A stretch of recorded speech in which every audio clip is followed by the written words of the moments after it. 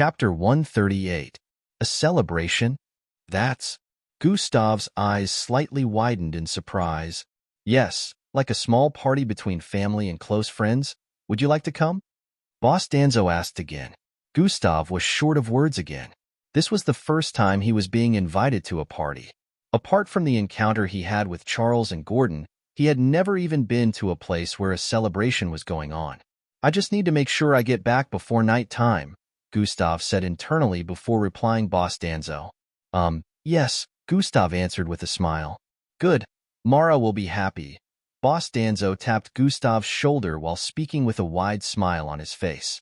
Now let's cook, Boss Danzo added before beckoning to one of the workers in the vicinity. Gustav nodded in reply while staring at the staff walking towards them. It was a dark-skinned man in chef uniform and hat. Hey Gustav, the dark-skinned chef greeted. Gustav nodded at him in reply. Get the ingredients for the tradashi dish, Boss Danzo instructed the chef when he arrived in front of them. All right, boss, the man replied and turned around. Gustav remembered that this guy happened to be a new worker here after an old worker resigned recently. Boss Danzo, how is the new guy doing? Gustav asked with a curious glance. Better than you were at the beginning, Boss Danzo replied while bursting into laughter afterward. Gustav also laughed along with him, but all of a sudden his face froze up as he turned around. Boss Danzo noticed the strange look on Gustav's face. What's wrong, boss? Before both of them could complete their sentences, a loud blast resounded within the kitchen. Boom!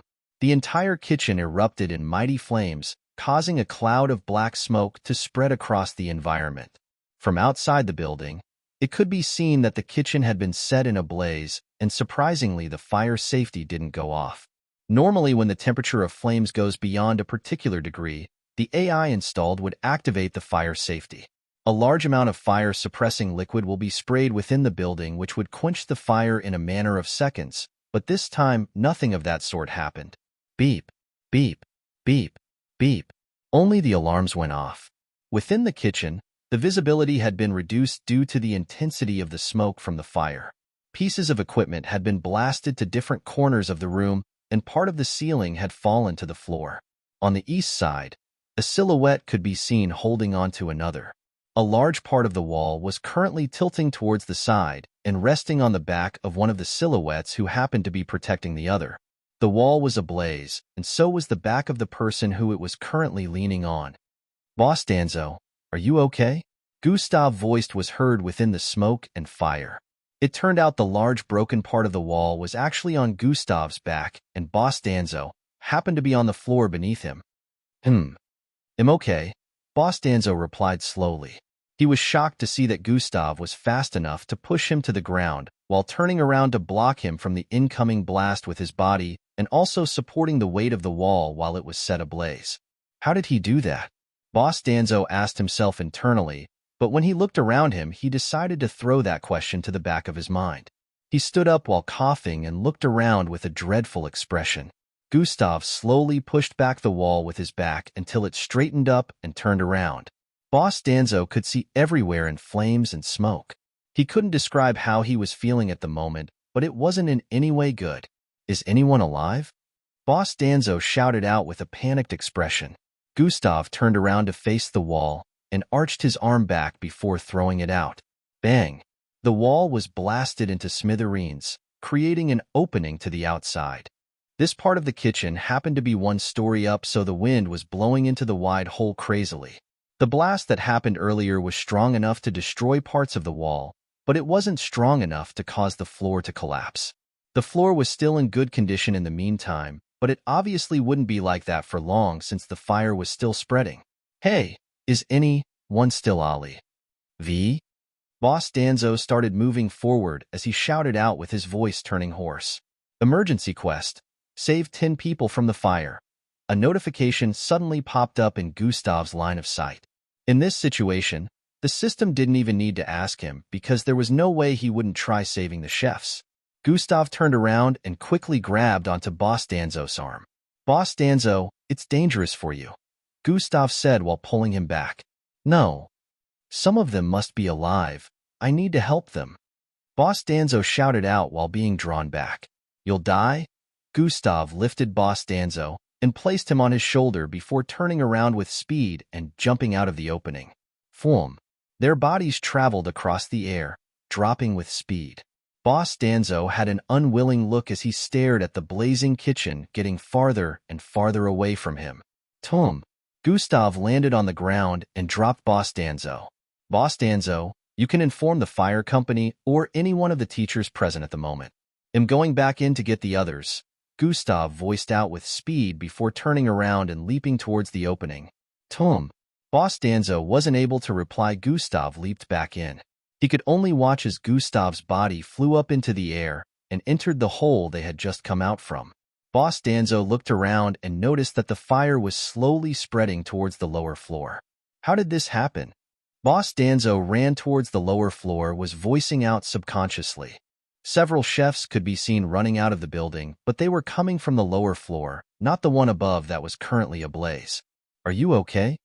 Boss Danzo asked one of them when he got to their front. The others. Xiaomi is up there. The worker happened to be coughing along with the others that were also coming out. CA. The fire depart. Mint. One of them voiced out. The problem now was, it was still early in the morning around 6 am, so hardly any teacher had arrived yet. Chapter 139. All of the teachers in Echelon Academy were mixed bloods, so they would have been able to assist and save the workers faster than Gustav could, but only about 3 of them were present right now. The staff's room also happened to be far from the kitchen area, so unless they were outside the building, they wouldn't be able to see the flame.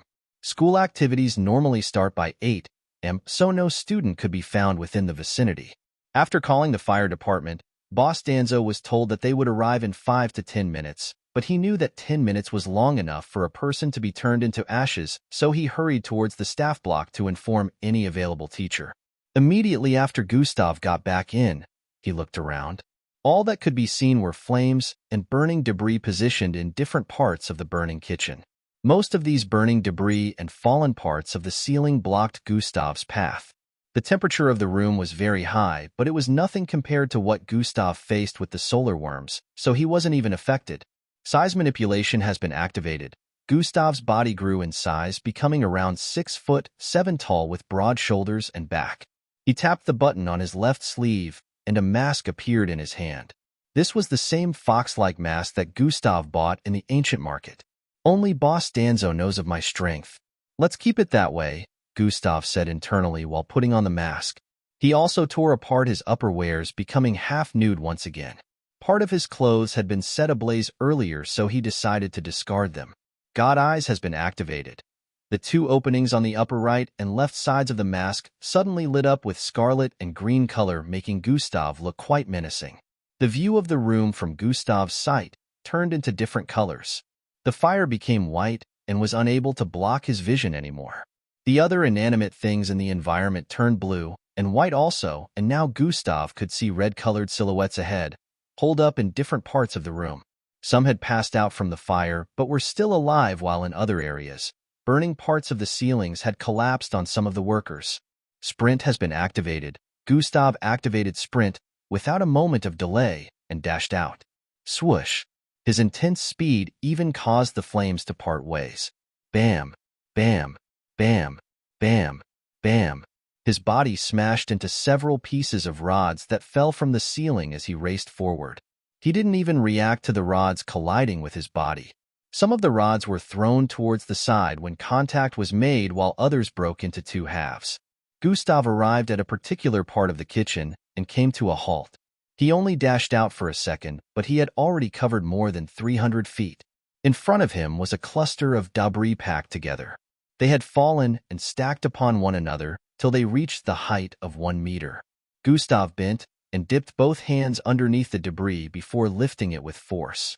Crumble, crumble. Some blazing parts of it fell to the floor. Gustav turned around and dropped the entire thing like it weighed nothing. He turned back around, and an unconscious lady could be seen lying on the ground with a partly burnt chef outfit. 2 slightly bent rods in a diagonal position were few inches above her body, with their tips lodged into the wall. These rods were what prevented the debris from squashing her. Had the debris continued to stack up, the rods would have been unable to hold on and end up collapsing. Gustav squatted and grabbed onto her body before lifting her and turning around. Whoosh! His body blurred as he dashed across the sea of fire and leapt out of the hole on the other side of the kitchen. Tom! Gustav landed on the ground where some chefs had already gathered and dropped the lady before turning around and leaping upwards again. The chefs in the surroundings quickly dashed towards the unconscious lady. Dash, Yerma. Dash, who is that masked man? Dash, who cares? Let's help Yerma. Dash, all right. Gustav arrived back inside the burning kitchen and darted towards another corner of the room. Swoosh! He arrived in another part of the room and moved some debris to the side, revealing two trapped staff that happened to be boxed in by fallen walls. They were seated on the ground and were already coughing hard. Their faces had turned black and parts of their outfit were also burnt. Gustav grabbed onto the male and female chefs and put them on his shoulder quickly. Both of them had teary eyes due to the smoke, so they couldn't even see Gustav. They only felt they were being carried away, and due to their current predicament, they didn't try to resist. Gustav dashed out of the kitchen again and dropped both staff on the outside before heading back in again. He was moving faster than he ever had.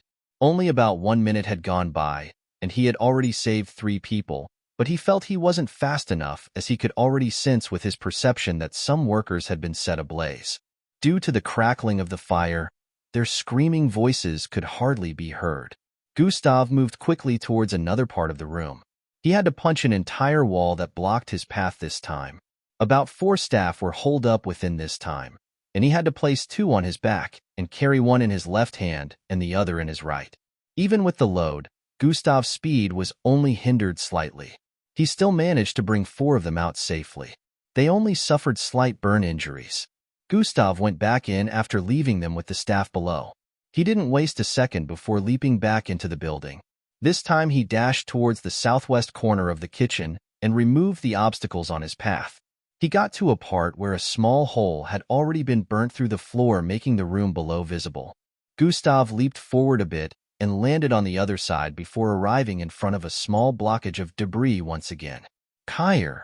The scream coming from beyond the blockage drifted into his ears. Chapter 140. Kyr! The scream coming from beyond the blockage drifted into his ears. Gustav stared forward with his eyes squinted.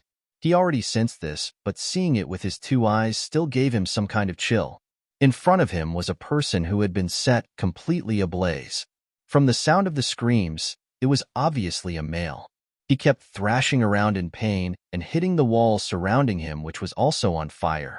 Gustav quickly reached out to him and grabbed his shoulders before lifting him. I need to go faster. It's time I made use of this skill, Gustav said internally as he turned around with speed. Combination has been activated. Dash plus sprint has been activated. Dash 500 EP, tush. Gustav only moved once and arrived outside the hole in an instant. The movement of his body created afterimages due to the intense boost in speed, causing the flames within the room to create a path. Bang! Gustav landed on the outside, and a cloud of dust was formed. He slowly dropped the person from his shoulder, whose clothes had been completely burnt off with visible darkened skin and blisters on several parts. Due to his intense speed earlier, the fire on the body of this victim had been put out, but he was still screaming in pain as the wind entered his wounds, causing them to sting even more. Combination has been deactivated. Gustav's speed went back to normal after this, but he had already used more than 500 energy points due to this skill. He knew that a lot of energy points would be spent when he saw the information of this skill for the first time, which was why he never used it until now. This was because he didn't have any other means of putting out the flames on the body of this worker, so he had to make use of combination. His intense boost in speed had been the key factor in putting out the flames. Gustav had a weird look on his face while staring at the man who had been burnt half to death. Although he had carried the man earlier, he didn't even feel pain from the flames because of his body defense, but that didn't mean he was unaware of the high temperature. Although it unlikely that normal flames would affect him from now on, he could still imagine how the victim felt due to his first encounter with the solar worms. While still on the mask, Gustav squatted and placed a healing medicine in the mouth of the man. After doing that, he turned back around to face the building before leaping back in. Gustav started moving from place to place, bringing out the workers that he could find, and in the next 3 minutes he had brought out every person he could find within the building. Gustav leaped down once again. He could already sense the approach of vehicles and silhouettes coming from ahead. Swoosh! Gustav turned east and dashed off into the distance. Chatter! Chatter! Chatter! Dash, who is that masked man? Dash, I wonder who he is also. Dash, he is so big and muscular. I bet he's a powerful mixed blood. Dash, we should just be glad that he saved so many of our colleague lives today. Even though the atmosphere was somber, the chefs couldn't help but talk about how heroic the masked man was. In less than 30 seconds, the fire department had arrived along with the 3 available teachers in the school. The fire department activated a machine that flew above the kitchen and conjured an ice-like liquid that was the size of a lake before dropping it entirely on the building. The chefs within the vicinity were asked to move away from the surroundings due to the volume of the liquid which spread to the vicinity. The fire was quenched in an instant, and the fire department began investigations to find out the cause of the incident. When Boss Danzo arrived back with the teachers, the first thing he did was ask about Gustav. "I didn't see him, boss. I don't know if he got out." One of the workers replied with the same statement as many others. Boss Danzo was starting to get worried, and even some of the workers looked around for him until he was found sitting underneath a shade 300 meters from their current location. The chefs were glad he wasn't burned to death, but they wondered when he got out. They didn't suspect Gustav to be the masked man in any way because of the difference in size and strength. They had also heard rumors of Gustav in the past, so they knew he couldn't be as strong as the masked man that appeared earlier. Also, Gustav was currently shirtless while sitting under the shade of the tree with his blonde hair having dark burns in different places. His face had soot on it, and there were signs of burns on his upper body. The workers could never forget the mighty look and bearing of the masked man, along with the red hoodie jacket he wore that somehow didn't get burnt even when he was coursing through the flames repeatedly. Gustav's figure paled in comparison to that of the masked man. The workers felt he was probably saved by the masked man also, only Boss Danzo had a different opinion from the rest of them. "Are you okay, Gustav?" This was Boss Danzo's first question when he arrived in front of him. I'm fine," Gustav said while nodding. His face showed tiredness and disbelief. "Some of them didn't make it," he added while staring at Boss Danzo. "I can. Ow. You did your best, thank you," Boss Danzo said with teary eyes. "Could have done better," Gustav said with a sigh, but he decided not to beat himself up over this even though he couldn't describe his current emotions. Gustav was able to bring everyone out of the building before the fire department, and the teachers showed up, but not everyone survived. Chapter 141. The fire didn't start slowly like most fires usually did. It exploded and spread across the vicinity in an instant. But even with this, the explosion occurred from a particular point in the kitchen before spreading outwards, and this particular point was where the force would be the highest. When Gustav got to that place, in particular, he met about 3 people while missing body parts who had received the full force of the explosion. One of the 3 people wasn't dead yet, because they happened to be a mixed blood, but the other 2 died instantly. Gustav still brought their body out regardless. Apart from this, the last 2 he found had been burnt beyond recognition. Even when Gustav fed them the regeneration pill, they still died in a matter of seconds after he brought them out of the building. "Gustav, it's not your fault. You really did good in there," Boss Danzo said while squatting in front of Gustav and rubbing his hair. "H&M?" Gustav nodded again. "Boss Danzo, let's go." Before Gustav complete his sentence, Boss Danzo was called upon from behind. Boss Danzo turned around to leave because it happened to be the 3 teachers who wanted an explanation on what had happened here as they waited for the fire department to finish their investigations. Gustav sat underneath the tree with mixed feelings. "I never knew I could still feel this way about something." Gustav was surprised because this incident happened to touch him in ways he never thought was possible. When he thought about it carefully, he found the answer. This kitchen had been like a home to him. This was the first place that gave him the warmth his former household never had. Even though he wasn't very close with the other workers like he was close to Boss Danzo, he never had bad feelings towards any one of them because they always treated him well. No one had spoken to him with looks of contempt, neither had anyone ever mentioned his low-grade bloodline, so he happened to be very comfortable with them. Now that this was happening to a place that he subconsciously saw as a second home, he wasn't happy with it. He hoped that with his new strength he would be able to save everyone, but reality proved him wrong. At least 5 lives were lost to the fire, and now Gustav was having mixed feelings about this, like he had lost family members. He knew for a fact that if his mother or father had died in a fire, he wouldn't feel this bad. He doubted he'd feel anything at all. Emergency quest completed. Side quest failed. Gustav stared at the notifications in front of him, but didn't bother checking their information at the moment. In front of the kitchen, Boss Danzo was being questioned by the 3 teachers. 2 of them happened to be normal teachers, while one of them happened to be from the disciplinary committee. 1 female and 2 males. The disciplinary committee teacher happened to be a woman. What is your excuse for this mess, Danzo? Nobody knows how it happened. Like I told you all before, it was an explosion. Danzo, how come you're unscathed and have not a single burn on your outfit like the others? I was saved by that masked man earlier. He got to me first, so I wasn't harmed. You make it sound like the masked man was here from the start. You know that's impossible, right? His statement sounds very fishy. Besides, this masked man is not to be trusted since we don't know if he started the fire. What do you mean by started the fire? That man was busy saving lives while you 3 were cooped up in your offices. What? Are you actually defending him now? Danzo must be an accomplice then. What are you insinuating? Just because you're teachers doesn't mean you have the right to insinuate nonsense. Let's all calm down here. The teacher from the disciplinary committee finally spoke after noticing that the conversation was getting heated.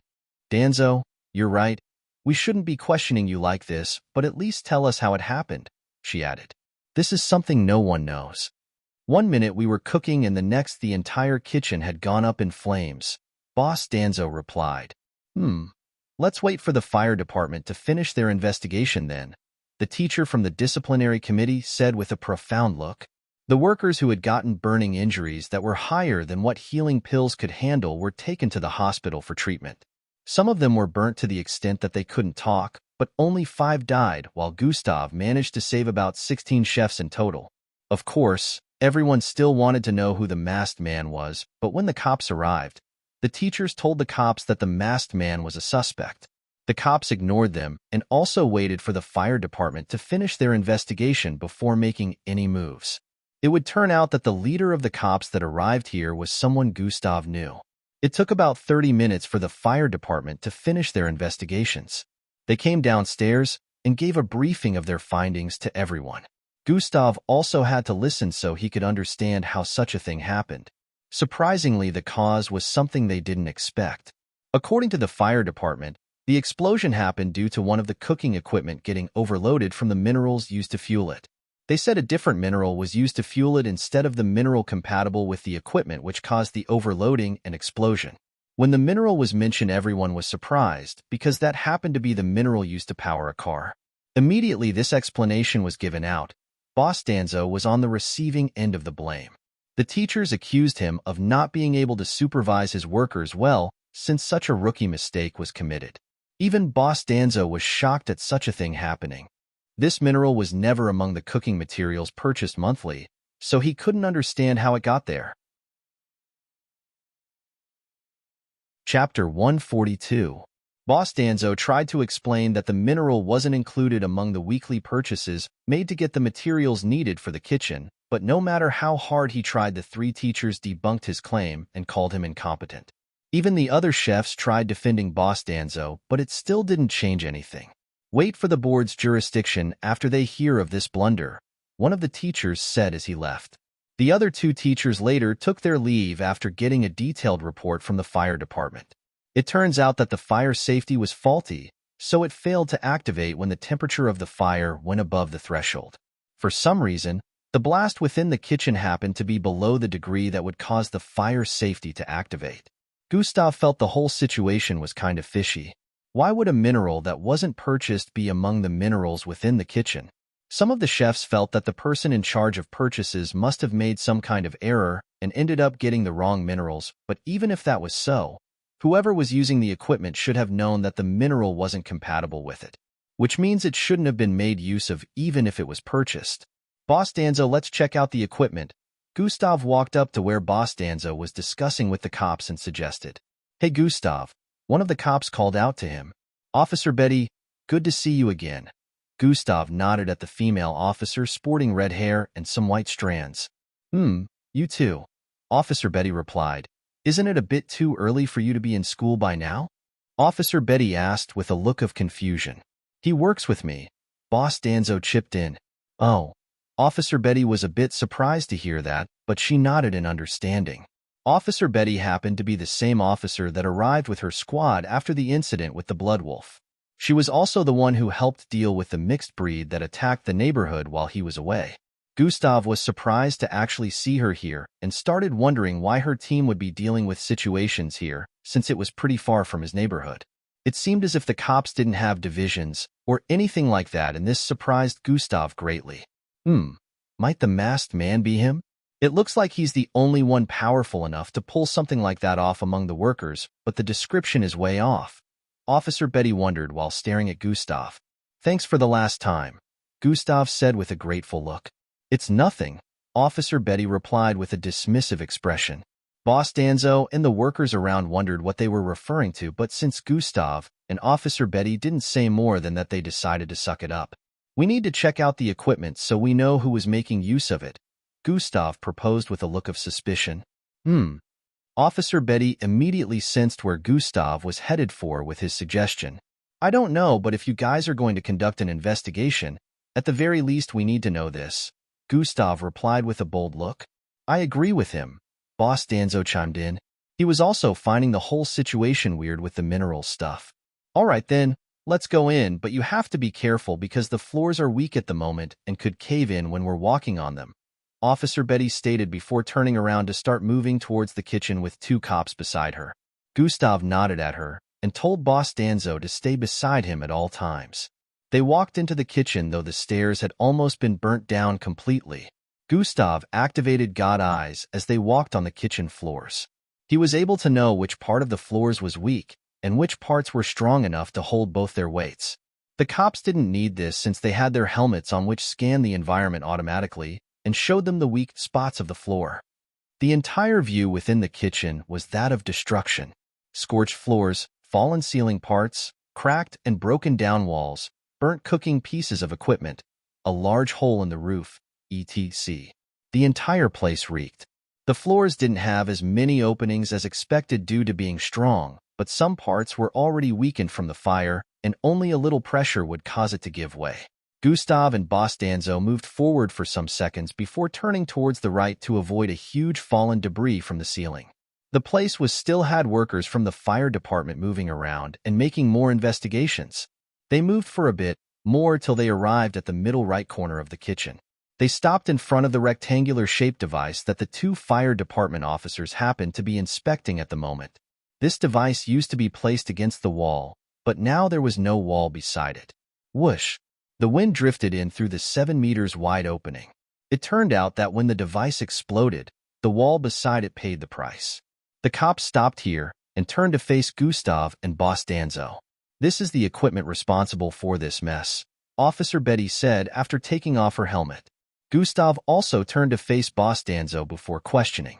Boss Danzo, who used to be positioned on this side of the kitchen, he asked with a suspicious look. He had no idea about how the Boss Danzo shared the workers, so he didn't know who managed this spot. "This place is..." Boss Danzo looked around and pictured how the kitchen used to be before the incident. "This is where Marilyn used to stay," Boss Danzo said. Immediately he remembered. "Marilyn? She resigned some time ago, right?" Gustav asked with a look of uncertainty. "Yes, she did," Boss Danzo confirmed. "Which means this is where the new guy uses now." Gustav came to a realization. "H&M?" Boss Danzo nodded in affirmation. He remembered putting the new guy here after supervising his cooking for up to a week. It only made sense that he would make use of this spot since this was where the previous worker used to man. "Where is this Anu? We'll need to question him," Officer Betty asked. "He should be down." Gustav was about to reply when he remembered that Anu wasn't among the people he saved. "I don't think I saw him among the chefs outside," Gustav said with a weird look.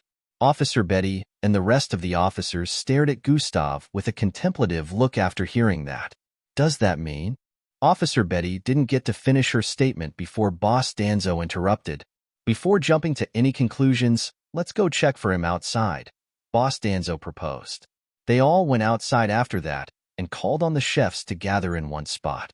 The workers were checked out one after the other. After doing that, they noticed that Anu was nowhere to be found. There's only one more place to check before assuming that he's responsible, Gustav said internally. Officer Betty, the body detection procedure complete. One of the officers approaching from the left said to Officer Betty. This was the last step that Gustav had been waiting for. Mr. Danzo, Gustav, I need you both to come and check out the identities of these bodies, Officer Betty said after receiving the information. Gustav and Boss Danzo nodded before following her towards the side where the burnt bodies were placed. The body detection procedure was a process where the bodies would be examined and to figure out the identities of the unrecognizable victims on the spot. They arrived at where 5 burnt bodies were placed on stretcher-like beds with a circular device floating above them. This circular device was shooting out streams of light onto the burnt bodies that projected their looks before the incident. Normally, these bodies were burnt beyond recognition, but when these lights hit them, the bodies became fresh once and right before Boss Danzo's and Gustav's eyes were recognizable corpses. These bodies didn't heal or anything. It was just the light projection on them that made them look this way. This was how bodies were identified before the family of the victims were informed. Arya. Boss Danzo had a crestfallen look on his face as he stared at the first body. Samuel. Goro. Rondo. Boss Danzo's eyes went from body to body as he called out their name. Chapter 143. Trails of tears could already be seen on his face. The last body happened to be the first one Gustav spotted. Anu, Gustav, and Boss Danzo voiced out at the same time while staring at the dark-skinned male whose eyes were currently shut. Officer Betty and the others heard that and immediately figured that this must have been the person in charge of that particular equipment that blew up. I guess this confirms that it wasn't a sabotage, Officer Betty said. Gustav couldn't argue with that. At this point, it was obvious that this was just a rookie mistake. Still, Gustav couldn't get rid of the feeling that this was planned somehow. How the mineral found its way into their supplies was still unexplained, but at this moment Gustav was sure his credibility would be lacking, so he didn't try to bring that up. As far as the officers were concerned, there was a mistake in the buying of supplies, and the rookie had no idea that the machine wasn't compatible with this mineral, which eventually led to this incident. Boss Danzo already explained that Anu was a rookie to them beforehand, so they thought out the entire scenario. Also, one of the dead workers happened to be the one in charge of supplies, so there was no way to question her. Officers, please call their families and inform them, Boss Danzo said with a crestfallen look. The officers nodded in response. The sky was starting to brighten up since it was already 7 in the morning at the moment. The sun was rising, but the atmosphere was extremely gloomy. The officers of both the police and fire department did one last routine checkup before rounding up. The ambulance took the bodies and some of the injured workers along with them, and the place slowly returned to tranquility, even though it was obvious that a lot had gone down already. Boss Danzo was asked to head towards the board block. This was where the principal, vice principal, counselor, and some other higher-ups in the school stayed. Gustav and the rest of the workers wanted to go along with him, but he stopped them from doing so. Gustav had no choice but to return to his class afterward. The students started streaming into the school about 30 minutes later. During the school hours, Gustav was very uneasy. He was very worried for Boss Danzo, knowing how the school higher-ups were the type to make a matter seem worse than it was. Well, in this case, the matter was already very bad. If word got out about this, it would take a toll on the school's reputation, which meant they would definitely need a scapegoat. Why did this have to happen today of all days? His granddaughter's birthday, Gustav sighed internally as he thought. Even during the break period, he had to listen to the rants of the kids around him. Dash, did you hear about the kitchen fire? Dash, I heard about that. The entire place was burnt down. Dash, there was also a mysterious masked man that saved almost everyone. Dash, I wonder what caused it. Dash, what else if it isn't the incompetent chief? What was his name again? Something Zoe. Dash, I hope he gets fired. Gustav nearly got pissed when he heard some of their conversations, but he calmed himself down and waited for the day's activities to end. After the day ended, Gustav walked out of his classroom and started heading towards Miss Amy's office immediately. "Hey, Gustav," he heard someone call to him from behind while walking on the path that led to Miss Amy's office. He turned around and noticed that it was an average-height male student. Gustav exclaimed with a low tone. "An old man asked me to pass this to you." The boy handed a folded sheet of paper to Gustav. Gustav was surprised, but he still collected the paper. The male student turned around and left after giving the paper to Gustav. Gustav opened it and noticed a handwritten message inside. Paper was hardly used these days, so he was surprised to actually receive a message instead of the usual device-to-device messages. Address: 21 A Street Block, Durkin Industrial Area. Starts at 4, don't be late. Danzo. Gustav read the message with a bewildered expression. Boss Danzo's message is so well written. Gustav liked the handwriting, which wasn't so much of an item these days. He also knew how to write, as it was a basic thing that was taught to them at a young age, but along the line. Lots of people forget how to write because these days it wasn't necessary to do so. In classes, they had information storing lenses that recorded the teachings in the classroom so they could be replayed at any time. Of course, Gustav never had one of these in the past. He always had to learn everything by seeing the teachings once without being able to store them anywhere except for his brain. Looks like the party is still holding, Gustav said internally and turned around. He wasn't having training with Miss Amy today, but he still wanted to visit her office because of Boss Danzo, but now that he saw this message, he changed his mind. Gustav turned around and headed out of the school. 20 minutes later, he arrived in a neighborhood that had different sizes of houses. Unlike somewhere the sizes of all houses are similar, this one was quite versatile. Gustav walked towards a house at the end of the street. This house was a duplex that was shaped to look like two plates covering each other. Gustav was surprised that this house happened to be the one in the letter Boss Danzo sent him. Boss Danzo's house is more refined than I expected, Gustav said internally while chuckling. It was obvious that it was built to look like the shape of two plates. Gustav, a short and stout middle-aged-looking man dressed in a casual outfit, called out to Gustav from ahead. "Boss Danzo," Gustav voiced out as he arrived in front of the man. Both of them exchanged pleasantries again before Boss Danzo led Gustav in as they discussed. "Boss Danzo, are you okay?" Gustav asked as they ascended the elevator. "I'm fine," Boss Danzo answered with a smile. He was smiling, but Gustav could tell that the smile was just a cover-up for the way he was feeling deep inside. "Don't mention what happened in school today to my granddaughter," Boss Danzo said with a pleading look. Sure, but, Boss Danzo, what happened today with the board?" Gustav decided to ask. Nothing much, just some questions asked and how they're going to decide on what steps to take about the kitchen soon," Boss Danzo replied with a dismissive expression. Gustav still wanted to ask more, but they already arrived up. Immediately, they walked a few steps forward along the corridor. They arrived in the living room. "Oh, it's someone's birthday. I'm giving you a fountain of my love. I want you to be full of joy. I've left some of the mud." Classical music drifted into Gustav's ears as they walked into the living room. Chatter, chatter. Low chattering voices could also be heard as they walked in. About 15 people could be seen within the room discussing with one another. They were holding onto glasses with drinks in them as they laughed and discussed. Their faces were full of smiles as they stared at Gustav and Boss Danzo approaching. "You're back, oh. Is that the young man you were referring to?" "Welcome." Several of them voiced out at Boss Danzo and Gustav. Gustav exchanged pleasantries with them and started checking out the place. The living room was larger than his by at least 4 times, and the materials used to decorate them were unique. Golden-colored sofas, a projection on the southeast side that displayed Boss Danzo and a girl that looked no older than 5 years. Beautiful artistry that depicted the art of cooking on the walls. There were different kinds of dishes, along with different imagery of chefs cooking. It was obvious that Boss Danzo was affiliated with food in some kind of way once you see the interior look of the house. "Gustav, I'll be back. I need to check on the kitchen," Boss Danzo said and started walking towards the second corridor on the east side. "Can I join you?" Gustav asked politely. "No, you don't have to worry. Just make yourself feel at home," Boss Danzo replied before he continued walking forward. Just as Gustav was about to say something, someone called out to him from being. "Are you Gustav?" He heard a small, cute feminine voice turned around. It was a beautiful and slim girl with an oval face shape. She wore a fancy pink gown sporting dark red hair and blue pop socks.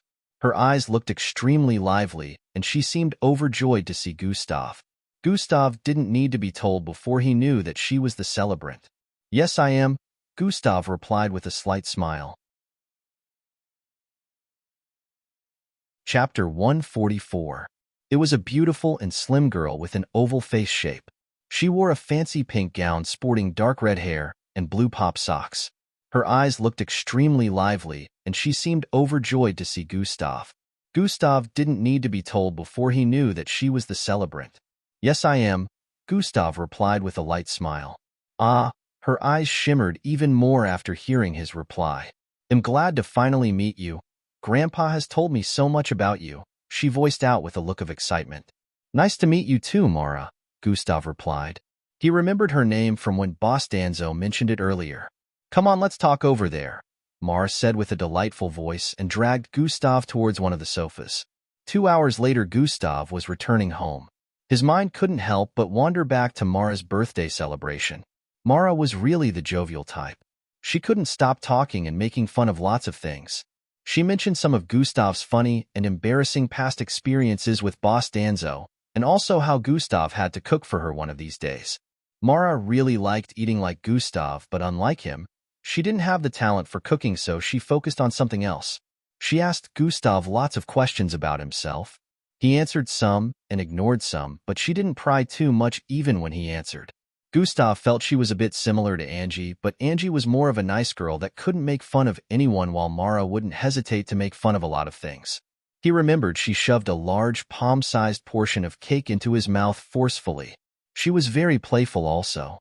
Gustav couldn't deny that he had a wonderful time with Boss Danzo and Mara, but he was still worried about Boss Danzo because of what happened today. He really hoped that Boss Danzo would be okay. Gustav got back to his apartment around 6 p.m. His plan earlier was to get home by 4 p.m., so he would infiltrate the border once again, but he couldn't disappoint Boss Danzo, so he had to push that aside. Now that it was 6 p.m., he could only spend about an hour within the border before it was time for the night patrol. He started hesitating on whether he should still go or not, since he couldn't tell whether he'd be holed up in there for more than an hour or not. Gustav was still contemplating while sitting on his bed when he heard a knock on the door. Troyan. Rays of light shot out from the ceiling, forming a holographic projection in which a beautiful girl with 2 horns on her forehead was displayed. This was one of the functions Gustav added after when he upgraded the security protocols in his apartment. Angie's early," Gustav muttered as he stood up and walked out of his room. He got to his living room and walked towards the door to open it. "Hey, Gustav," Angie voiced out immediately she saw Gustav's face. "Hey, Angie, is something the matter?" Gustav greeted and asked. No, nothing is wrong. We're supposed to meet today," Angie said to Gustav with a reminding tone. "Yes, I know, but it's still really early. We're not supposed to meet until an hour later," Gustav answered. I thought you had something to show me, that's why. But I'll leave if I'm disturbing you," Angie said while turning around to leave after noticing that Gustav didn't seem to be in a receiving mood. "Hold on," Gustav said while walking out of his apartment. "Follow me," he added while walking down the corridor. Angie stared at him with a curious look while following behind. Some minutes later, they arrived in the sparse forest region before Gustav came to a stop. "Angie," Gustav called out while his back was still turned towards her. "Yes, Gustav?" Angie replied. Swoosh. Gustav suddenly turned around and dashed towards Angie while swinging his fist at her. Angie was shocked and reacted by moving a step backward while turning her face towards the side and closing her eyes. Foom. Gustav's fist stopped inches away from her face, causing her to feel a slight touch of breeze on her cheek. She slowly opened her eyes after noticing that no contact was made. "Why didn't you dodge?" Gustav asked while still hanging his right fist in the air. "Well, there's..." Angie stuttered as she tried to find an answer. "Angie, you saw my fist approaching, right?" Gustav asked. Although there was no reply, the answer was already obvious from the look on Angie's face. Angie was currently faster than Gustav, so she definitely saw the attack coming but didn't counter or try to dodge. I want you to remember how you felt when that captain was beating you up, Gustav stated. Angie's mind immediately went back to the exchange event, and her face shone pain as images appeared in her mind. She had truly gone through a traumatic experience at the hands of Zim, and it was something she didn't want to experience again. If that experience was a truly painful one for you, I want you to remember it anytime someone tries to attack you and let your body respond in the way it wants to, Gustav said before throwing out his fist again. Zwii. This time his fist went towards her belly area with force.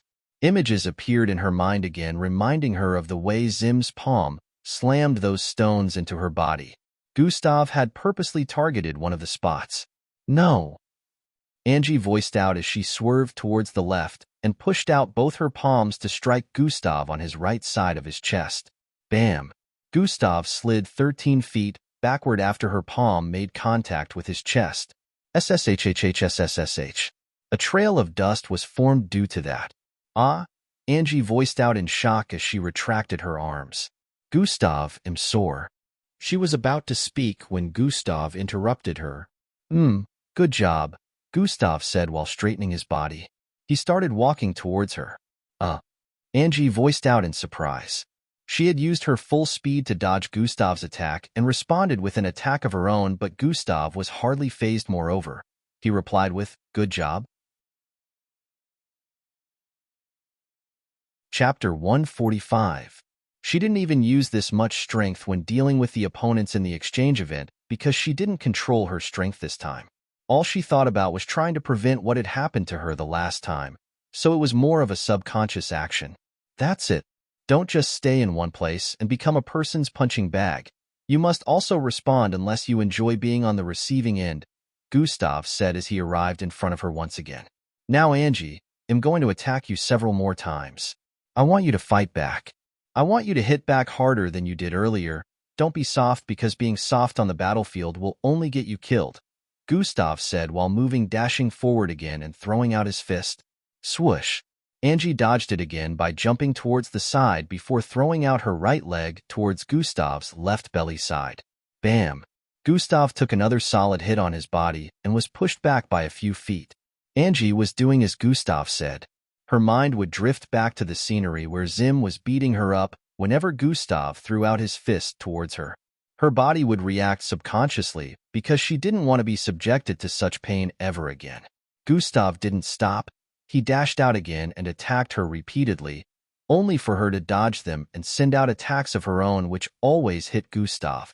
She couldn't believe that she was actually doing this and wanted to stop, but one look from Gustav made her rethink. I don't want him to cut ties with me. If this is the only way, then I have to bear it. Although she was bothered by the fact that she was hitting a person, especially when that person happened to be Gustav, Angie knew that backing down would only disappoint Gustav. As they continued, Angie realized that her worries were for nothing. She would always hit Gustav, but not a hint of pain would show on his face, neither would he look disturbed in any manner. She realized that all her attacks were doing nothing to him, which further shocked her. About an hour later, Angie laid on the ground while panting. She was out of breath, and her face showed fatigue. How is this possible? She wondered while breathing in and out profusely. She turned her face towards the side to stare at Gustav, who was sitting beside her without a look of discomfort on his face. Gustav had tired her out. During their spar earlier, her attacks were unable to faze Gustav, even though they landed on his body. As the spar continued, Gustav asked her to use more speed, which she did. She channeled her bloodline and grew out another horn, which caused her speed to increase by almost 4 times. Surprisingly, this time when she tried attacking Gustav, he dodged all her attacks. This came as a surprise to her since her previous attacks where she was moving with a slower speed had been connecting. She found it weird that Gustav was able to dodge her increased speed but was unable to dodge her slower speed. She was only able to use that skill for a short time, so she was quickly exhausted and returned to her initial state. Throughout, when form was activated, she was unable to touch Gustav even once. What Angie didn't know was, when the first engagement began, Gustav had been purposely letting her make contact with him. He planned to make Angie get used to the feeling of hitting a human body, so when it was time for her to truly go against an enemy in the future, it would feel natural to her. Angie was faster than him, but thanks to perception, Gustav was able to see and predict the movement of people or things around him unless the gap in speed was astronomical. He knew her attacks wouldn't harm him, and also knew she would force herself to stop if she felt was harming him. The latter happened to be something Gustav could do nothing about since they both knew he wasn't an enemy, so Gustav just decided to focus on her getting used to hitting a person for now. When he asked her to use her highest speed, Gustav also made use of sprint, so even though he wasn't as quick as she was, it was just like when both of them were making use of their normal speed. With that high amount of speed, Gustav tested if she would be reluctant with attacking, but to his astonishment, she still attacked him with vigor, just like he was aiming for. Another reason why he dodged was, he would have taken damage had she managed to touch him while in that state. After she exhausted her energy, they both decided to take a break, and this time, I thought I would get him to reveal it, but I still don't know what his bloodline power is. Maybe I should just ask him. Angie stared at Gustav's face with a contemplative expression. Gustav was thinking about something while staring into the distance, so it was unknown whether he noticed Angie staring at him or not. Looks like I will have to make my visit by midnight after the neighborhood observation. Gustav pondered with a solemn gaze. Another all-nighter for me then. Maybe this time I can manage to complete a goal. Gustav. He heard his name being called from the side and turned towards his left to stare at Angie. What is it, Angie? You've regained your energy already? Gustav asked with a look of disbelief as he stared at Angie. No, that's not it, she replied. What's up then? During the duel, that was you that appeared as Falco to save me, right? I want to know what your bloodline ability is? Angie asked with a look of uncertainty while staring at Gustav. I heard them saying you're only F grade. It doesn't matter to me if you are, but I've never seen an F grade as strong as you are. Please tell me about your bloodline, Angie added with a pleading look. Chapter 146. I heard them saying you're only F grade. It doesn't matter to me if you are, but I've never seen an F grade as strong as you are. Please tell me about your bloodline, Angie added with a pleading look. Gustav stared at Angie's eyes for a few seconds with a contemplative look before turning his face away. Why do you still believe that I appeared as Falco? Gustav asked while folding his arms.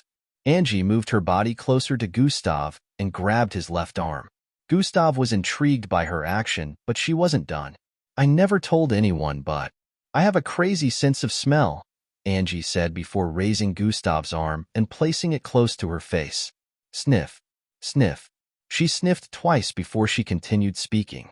So long as anyone has moved as close as 2 feet to me, their scent is one that I won't be able to forget for a long time. You have the same scent as the person who carried me out of the battle ring. You can't tell me. That's a coincidence, Angie stated, white with an assured expression.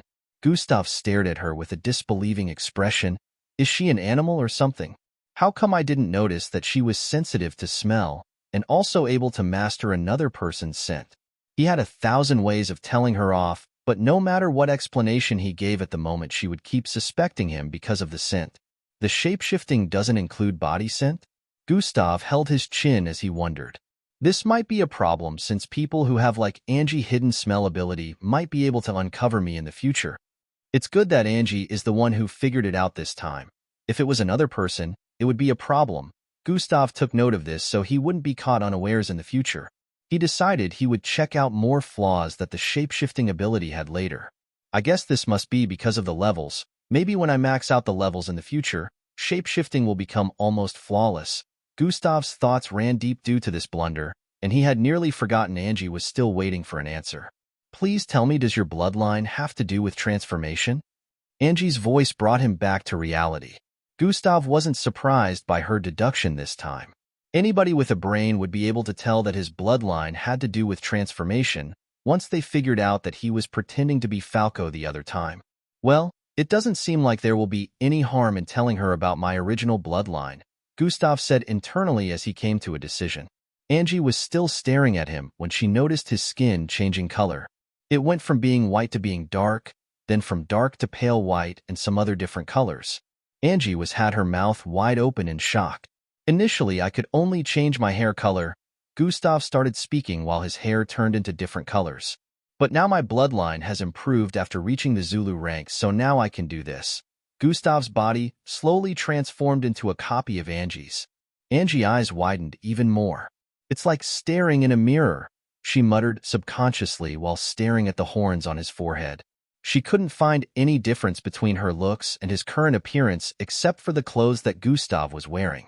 Gustav slowly transformed back into his original self, and both of them stared at each other for several seconds.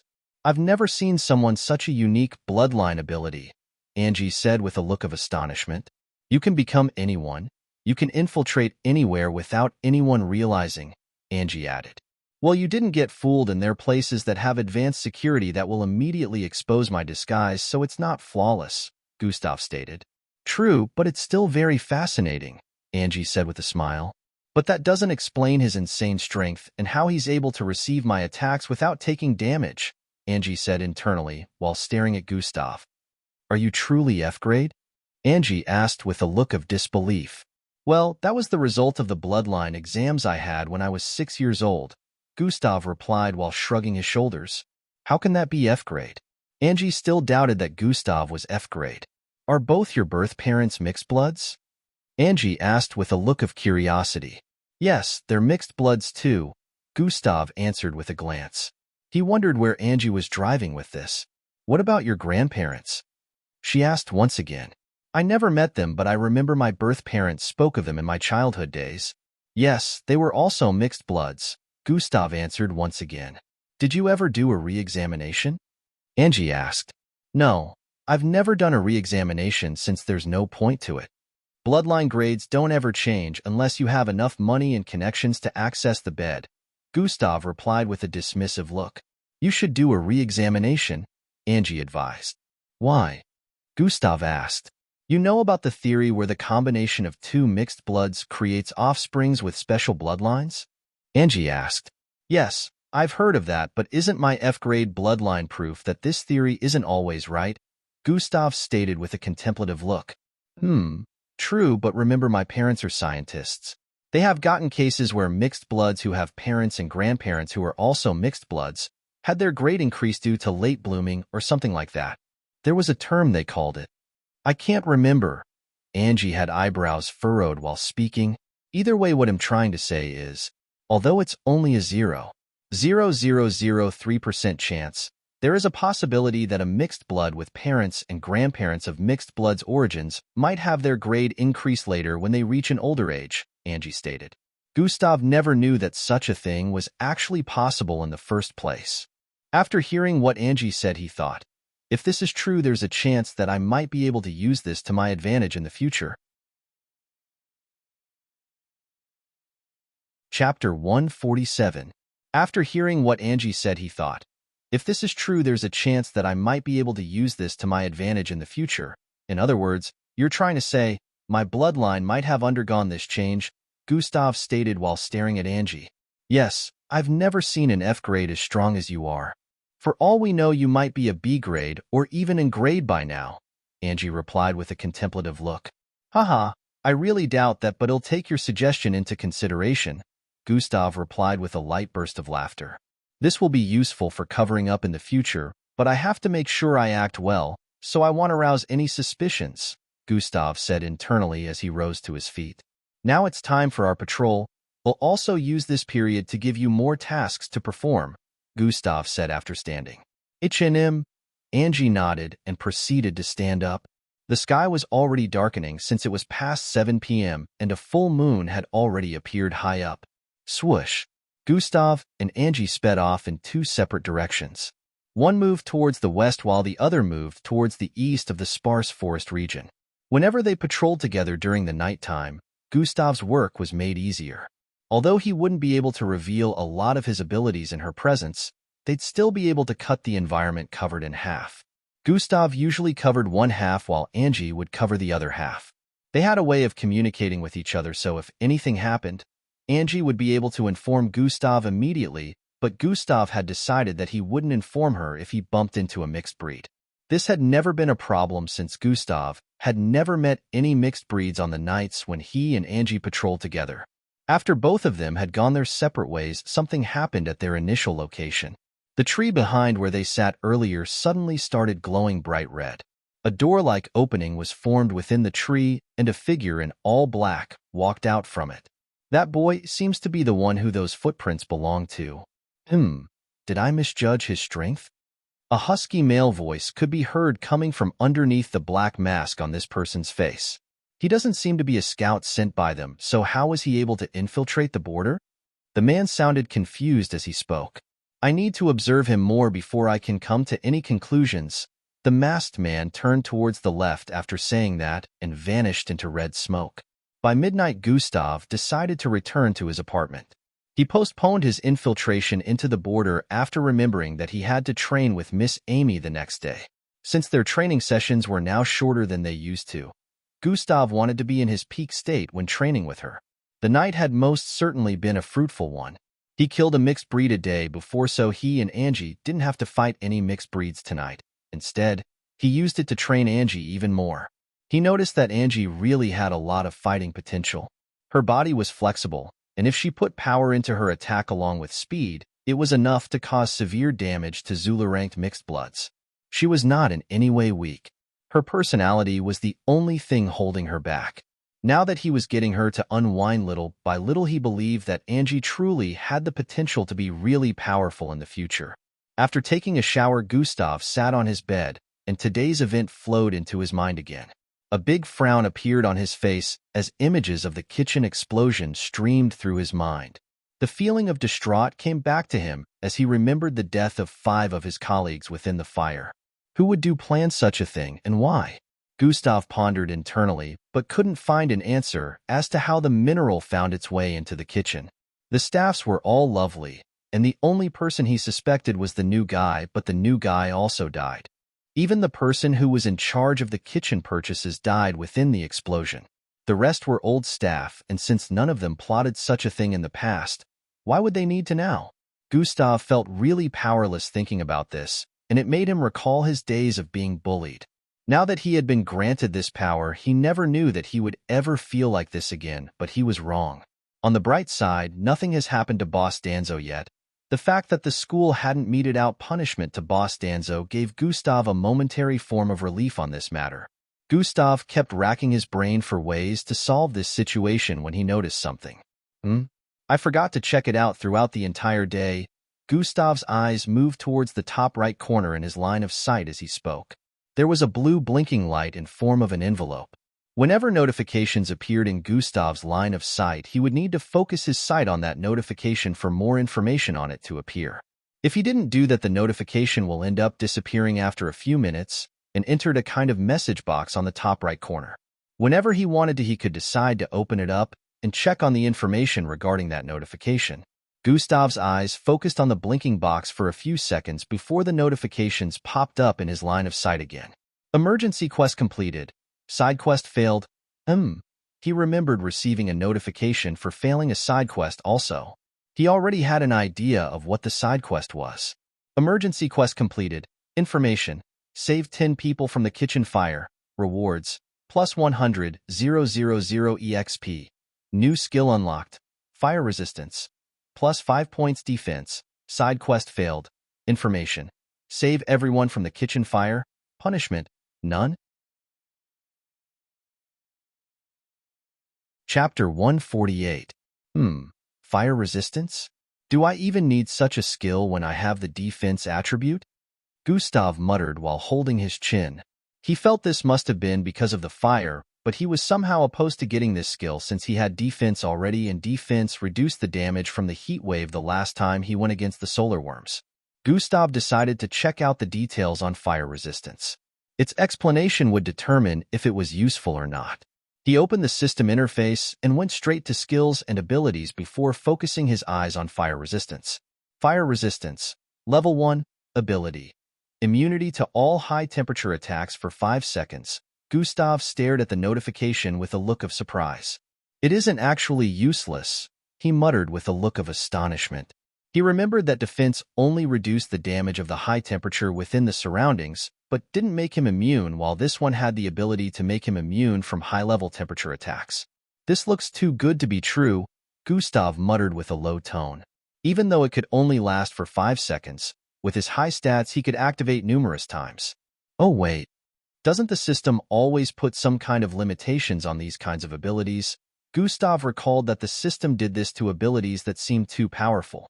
I should figure out what this one is before I use it in a battle, Gustav said, and proceeded to activate it. Fire resistance has been activated. -100 EP. 5 seconds? He couldn't feel any different after activating it, but he was certain that fire wouldn't hurt him right now, so he wasn't bothered. It has a high energy deduction, but still I should be able to activate it more than 15 times, so it's not very limited. Gustav wondered if the system made a mistake or something. 4 seconds. He couldn't understand why the system wouldn't put a higher kind of restriction on such a powerful ability. 3 seconds. Once the timer had finished counting down, he understood why. 0 seconds. Fire resistance has been deactivated. Fire resistance has been placed on a 1-hour cooldown. What the? A 1-hour cooldown? Gustav stared at the notification with a look of surprise. He knew what a cooldown meant, but he wasn't expecting this since none of his abilities had cooldowns. A really big limitation. That means this ability can only be useful at specific times. Gustav held his chin with a thoughtful gaze displayed on his face. After thinking about it for a few more seconds, Gustav closed the system interface.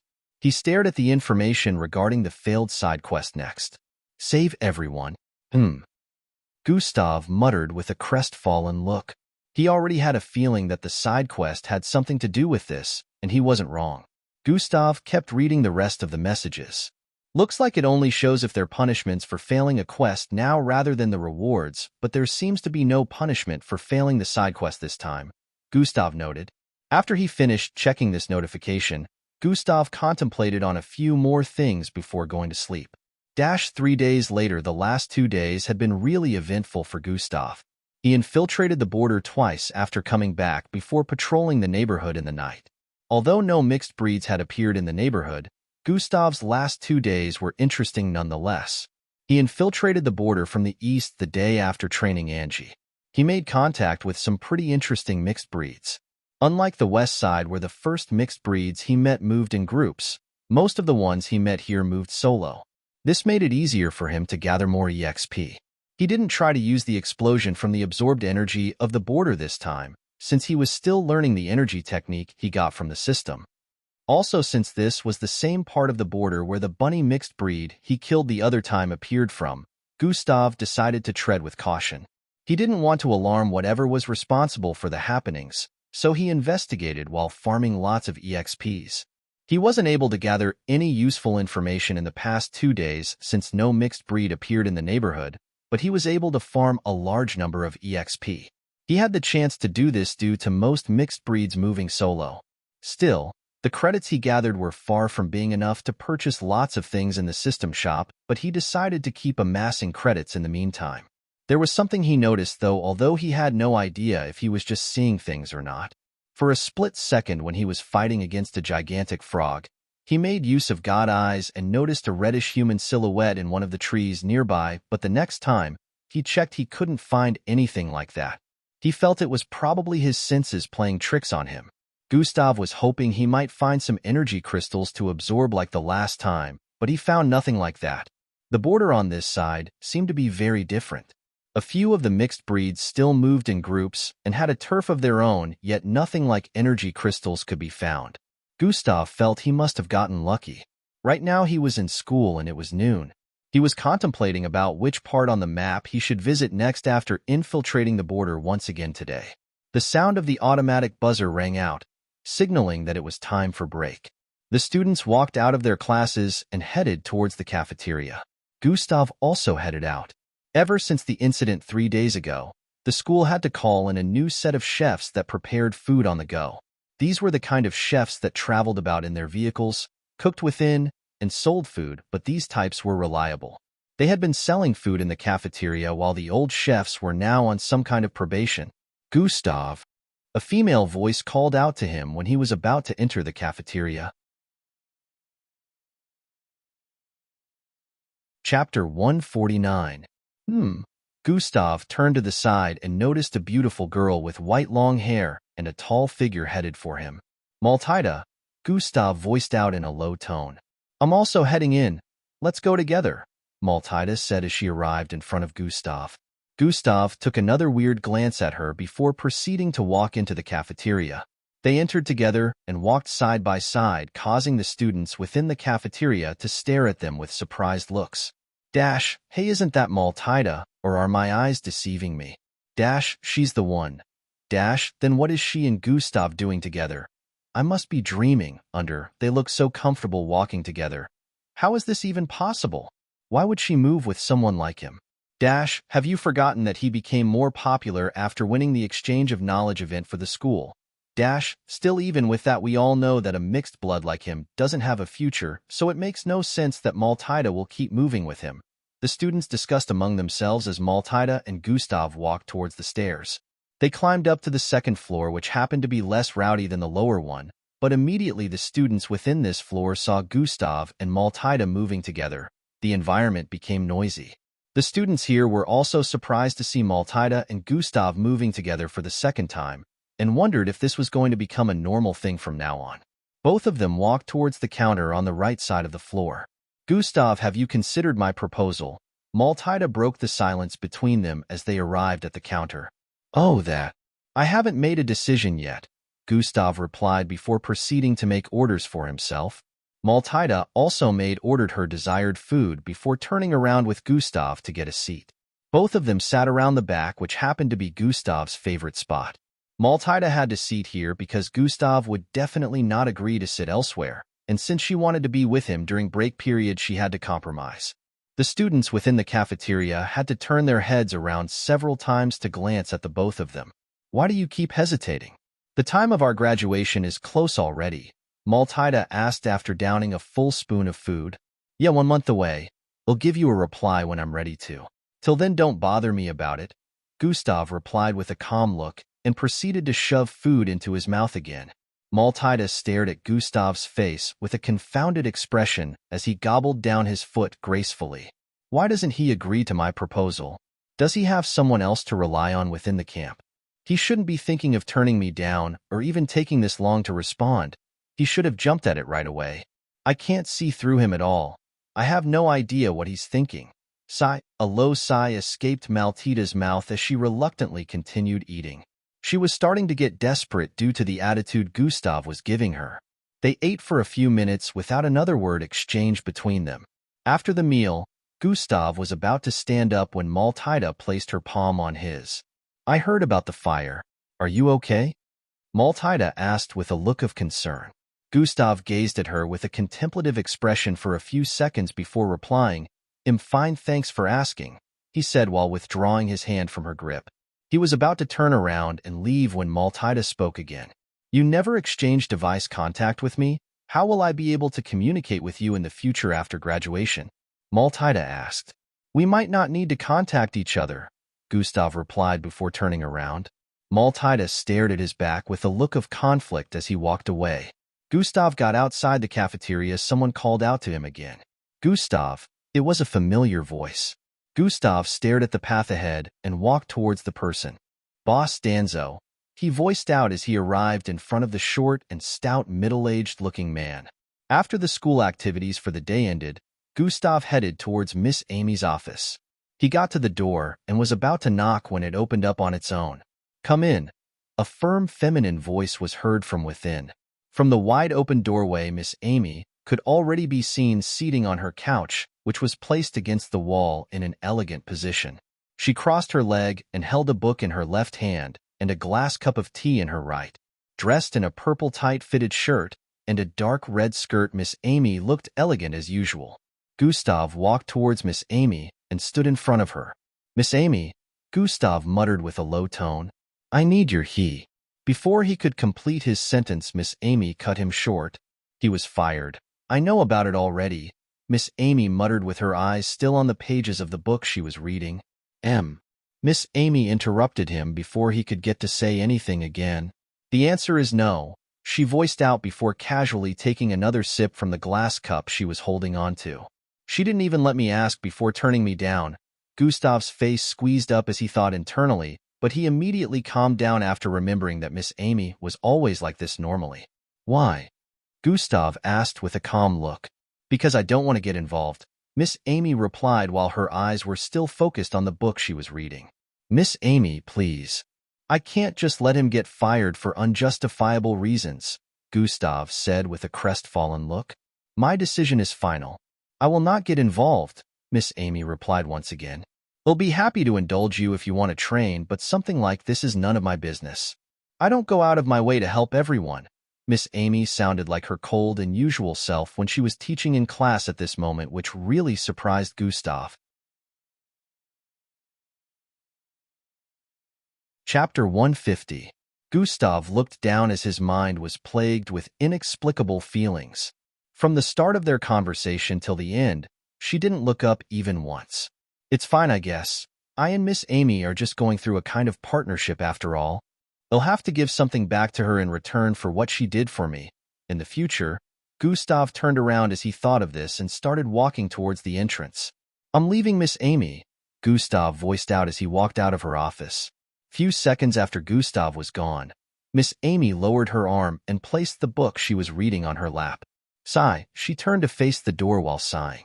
He can't keep relying on me for everything, or he'll never grow beyond having the capacity to handle only kids, Miss Amy said internally. I know he's not going to let go of this until he finds an answer. Still, it will be a good development for him to handle such a thing himself. Her initial emotionless face now shone worry.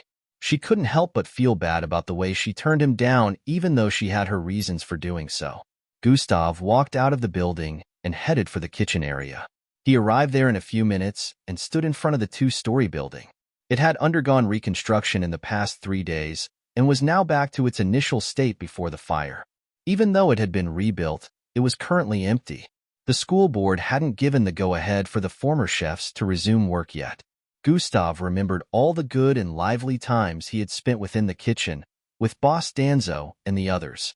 He couldn't come to terms with the fact that it had ended. He knew it would still end when he graduated, and it was time for the MBO test to begin, but that was supposed to happen almost 2 months from now. Even if it did end, he didn't want it to end this way. He remembered when he met Boss Danzo during break. Boss Danzo had explained to him that the school board decided to fire him after the kitchen incident was brought to light. Echelon Academy was a well-known school in the city, so there was no way the incident could be kept under the wraps. Media outlets found out about it after news of it spread due to the students and the families of the victims. It was even shown on the news channel of one of the biggest media outlets in the city, causing it to spread even more. Due to all these, the school decided to pin the blame on Boss Danzo and fired only him. The entire incident was pinned on him. If Gustav was someone who paid attention to the news, he would have seen this already. Boss Danzo's career as a chef was practically over at this point. As the chief cook, such a thing happened in the place he was responsible for, and now that it had spread, no restaurant or agency that dealt with cooking would want to hire him, since it would be a stain on their reputation. I need to find a way to solve this. Some foul play is definitely involved, Gustav said internally as he brought out a device from his storage button. It was a triangular device with a crystalline color. Map, Gustav called out. Rays of light shot out from the device, and a map of the city was displayed in a holographic format before him. Lots of different places were shown on the map with red, blue, and black dots. Pinpoint Falcon's Block, Gustav said once again. The large map suddenly narrowed down on a particular location, causing it to expand. I'll visit Mr. Fadril first then, Gustav decided and started walking towards the school gate. 3 hours later, Gustav had arrived back in his apartment. He sat on his bed with a look of contemplation. He had been trying to retrace the steps of the chefs. He wanted to see if he could get a hold of the list for monthly necessities, so he could check if that mineral happened to be among the items listed. If he could get it, he would try to figure out where the list originated from, but if the mineral happened to not be among the listed items, then he would immediately conclude that the market they bought it from was to blame. Solving the problem this way was easier said than done. Gustav had visited almost all the staff, and none of them happened to go with the lady responsible for getting the items needed for the month. It was a seemingly fruitless means of finding out the person responsible, so Gustav was trying to think of another method of finding out who was responsible. Gustav remembered a part of his conversation with Boss Danzo. Does someone hold a grudge against you, Boss Danzo? Grudge? My boy, so long as you live in this world, no matter how good of a character you have, people will always hold grudges against you. I don't focus on people holding grudges against me, so I can't tell if 1 or 2 people have ominous intentions. That's... Gustav was speechless for a few moments before he spoke again. Boss Danzo, I understand what you mean, but right now you have to think. Has there been anyone who showed a visible dislike, or some kind of sign that they're not in support of an action you took? Am not sure. Boss Danzo had a contemplative expression as he thought hard. After a few seconds, his face shone an expression of realization. I don't know if this is valid, but... Boss Danzo paused for a few seconds while still contemplating. But what Boss Danzo? Gustav asked with a look of curiosity. The disciplinary committee that was responsible for giving you the punishment of working in the kitchen were not satisfied with the way I treated you when you first started working here, Boss Danzo voiced out.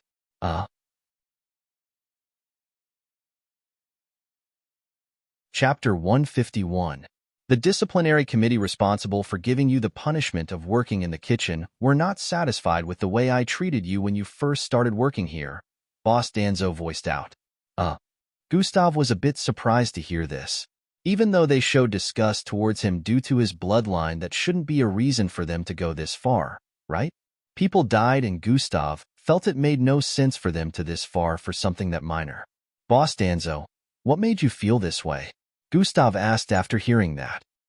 Well, I discussed with one of the 4 teachers from the disciplinary committee, Mr. Lon.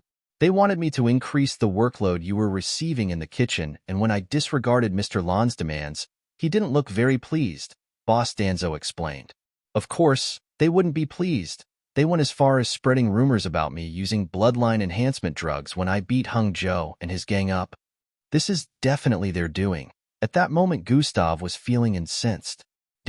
Also, they were unhappy when I officially employed you to work per time in the kitchen, Boss Danzo added. As Gustav recalled this conversation, his face squeezed up even more. Those bastards. 5 people are dead because of you all. Since the initial investigations brought him no answers, he decided to use another means of approach, but he had to wait till tomorrow to do that. Gustav stood up from his bed and walked towards the second room in his apartment. He opened the door and walked in. SHHHSSHH. White gas flowed out of the room immediately the door was opened. The entire room felt cool. A rectangular board was placed in the middle of the room, and 4 cylindrical glass containers that contained frozen bodies of mixed breeds could be seen placed at different corners. Scientific tools and pieces of equipment were placed in a standing rack on the right side of the room. Should I extract this ancient Boptic panda bloodline? It seemed pretty good. Gustav stood in front of the 3rd cylindrical container while speaking. Inside this container was the body of a panda with a hard shell-like covering on its back, arms, and chest. It took Gustav quite some time to deal with this one since its defense along with its bloodline was very good, but he was hesitating on whether he should take its bloodline or sell it intact to the lab he would be visiting 2 days from now. If I sell the item I got from the school as well as the body of these mixed breeds, that should bring my balance to around 8 million. It won't be best to extract too many beast bloodlines since they might end up becoming useless, and I also still have to get atomic disintegration to Zulu ranked before the test begins, Gustav said with a look of contemplation. It would be best to sell them all, Gustav concluded with this. Gustav put this room together about 2 months back. Inside this room, he had been preserving the body of mixed breeds and also experimenting on the ones he didn't sell.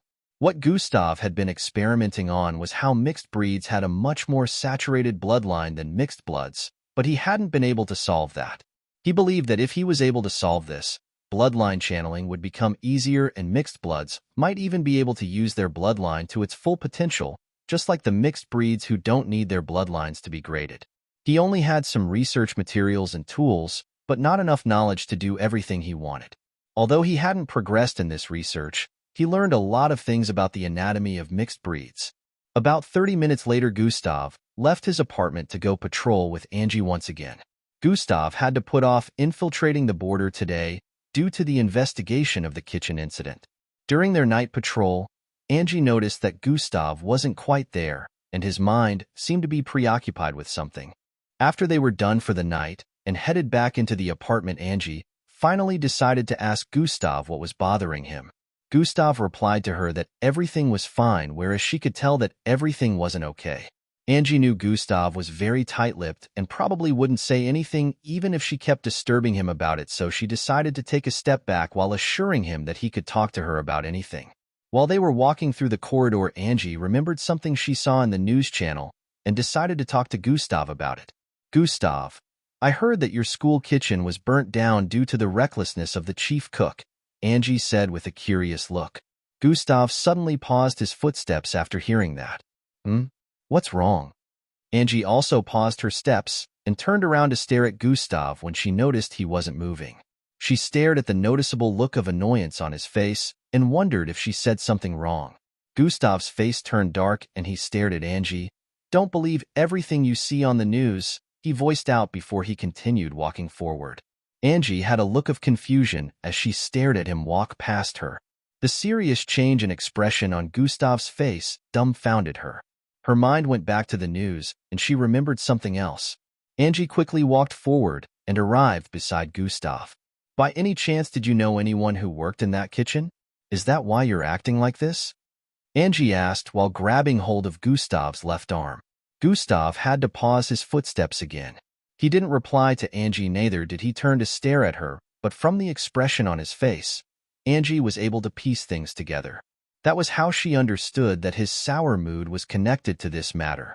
Oh my God, are you okay? Angie suddenly dragged Gustav into her embrace. She placed Gustav's head on her chest and held him tightly with a look of concern. Gustav was held like a baby by Angie, but he didn't turn her affection down. He felt the warmth her body exuded, which gave him a feeling of calmness and comfort. After a while, they separated and Angie asked Gustav to explain how he was connected to the kitchen staff. Gustav decided to tell her a bit about how things started close to 5 months back. He mentioned how he worked in the kitchen due to a school punishment and ended up being taught how to cook, which led to him being hired later on. Chapter 152. He didn't mention anything about his ongoing investigation or how he suspected the school disciplinary committee of causing the incident. He only mentioned his connection with the kitchen and its staff. When Angie finished hearing his narration, she felt bad for him than she did earlier. Initially, she only thought Gustav was acquainted with a person there, but now she realized he knew everyone there and had formed a bond with them. 5 people ended up losing their lives, and from the way he narrated it, she could tell that he was also close with the blamed chief cook, who seemed like a nice person to her.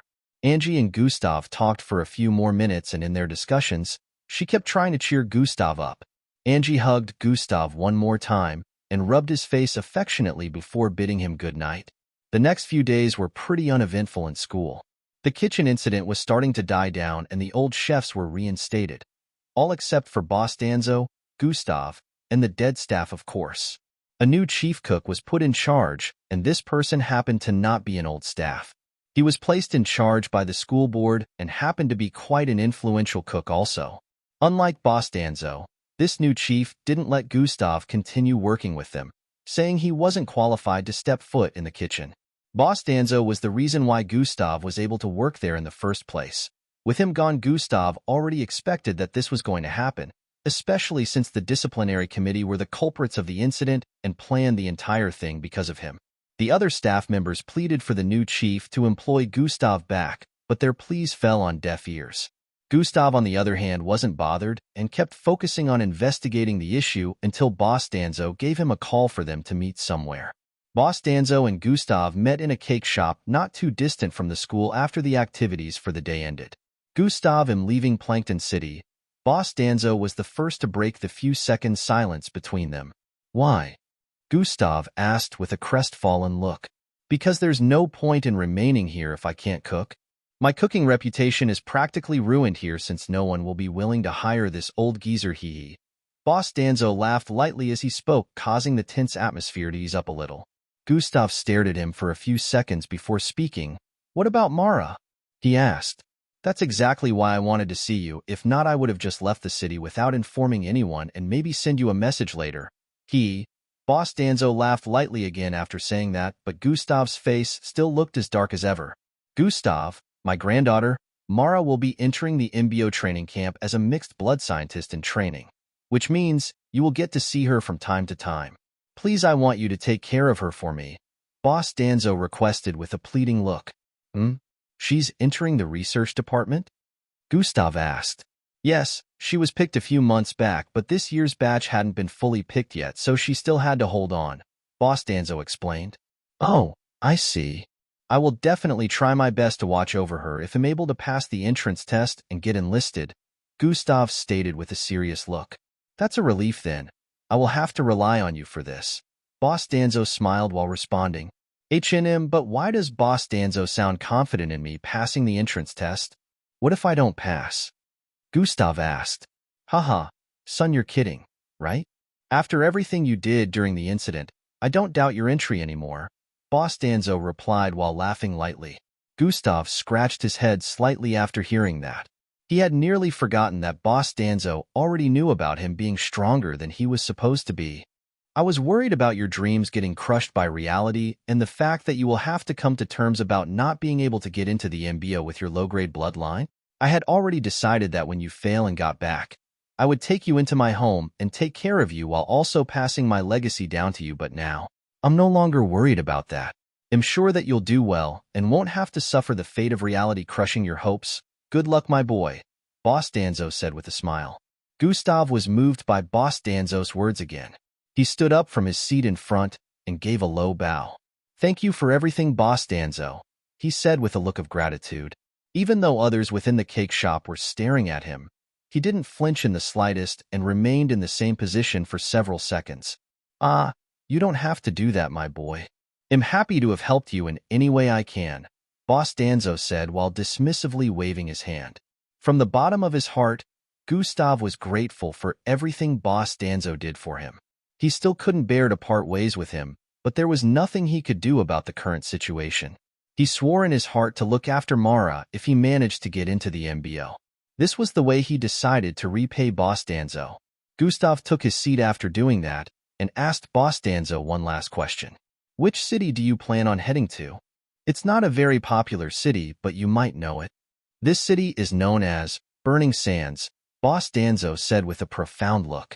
About 30 minutes later, Gustav had arrived back in his apartment. He came to terms with the fact that what had happened, and he couldn't do anything to change it. Mopping around wouldn't help in any way, so Gustav planned his next step. I can't let them go scot-free with what they have done. Gustav leaned his jaw on his knuckles as he spoke. I will make sure they all pay.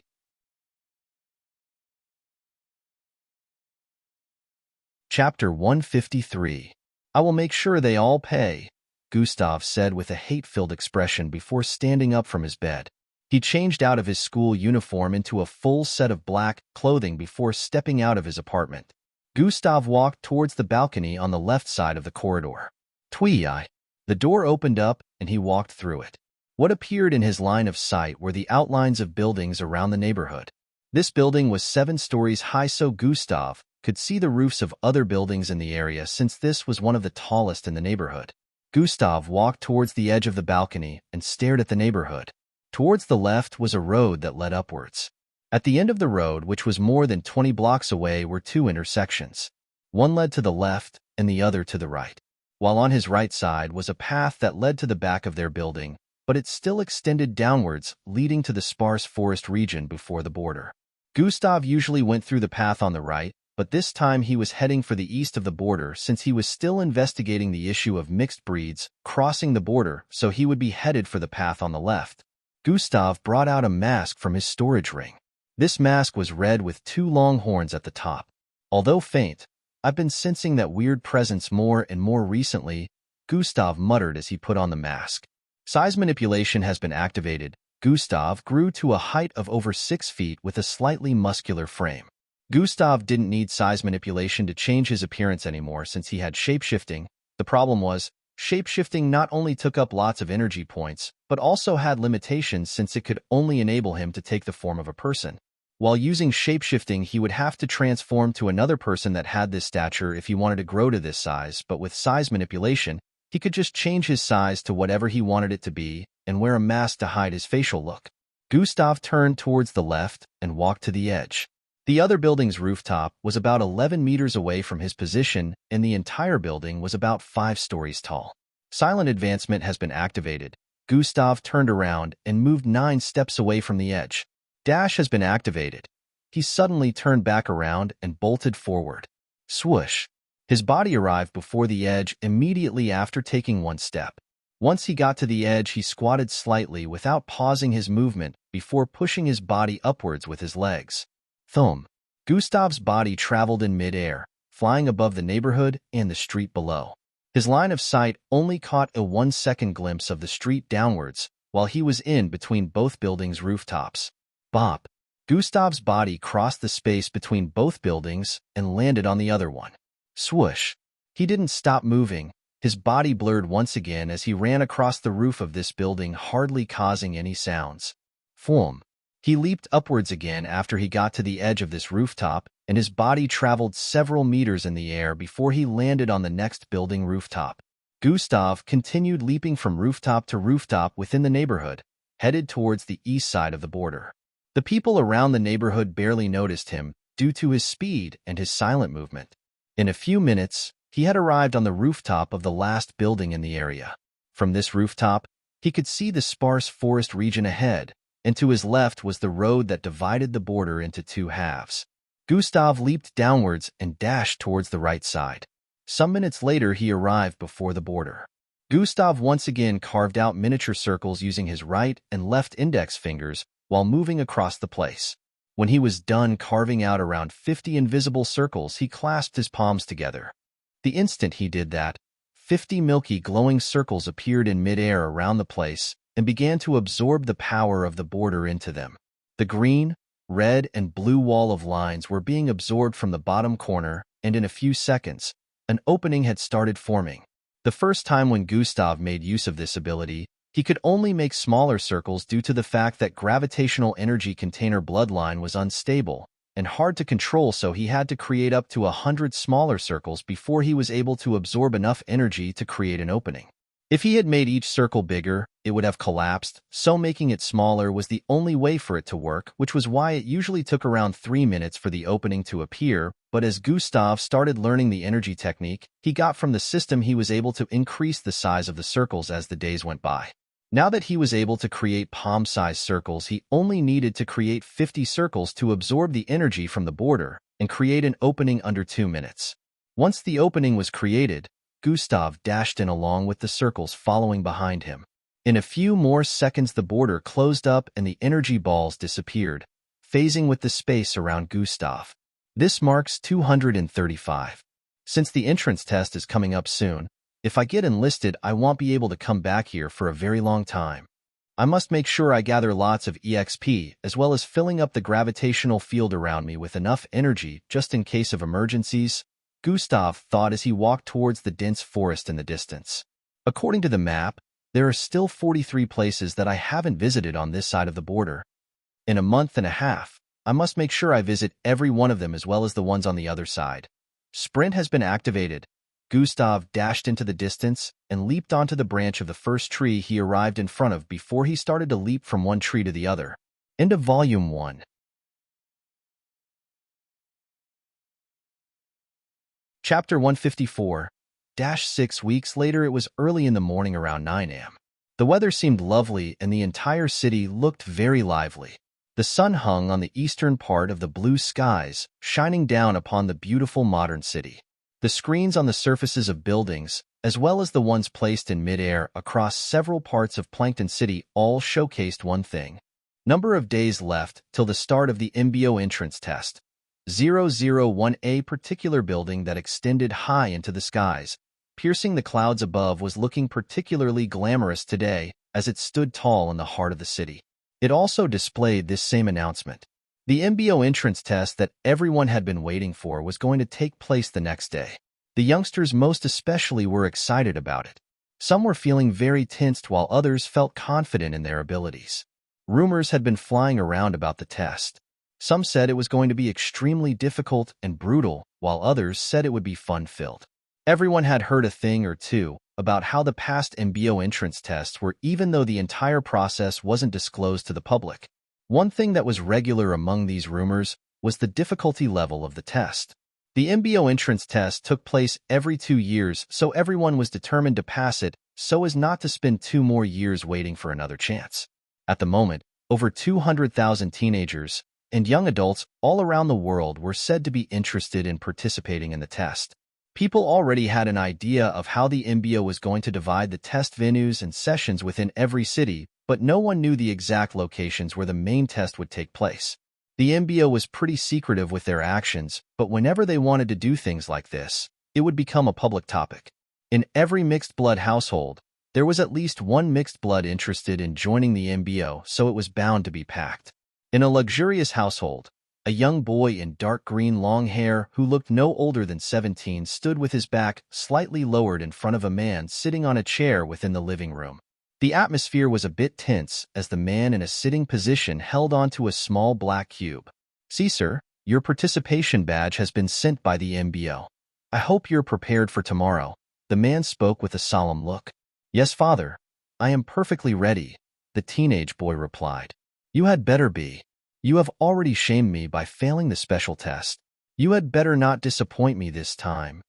The man spoke with a very powerful voice, causing the surroundings to vibrate. The boy flinched back a bit before replying, "Yes, father. I won't disappoint you this time," he said in a fidgety manner.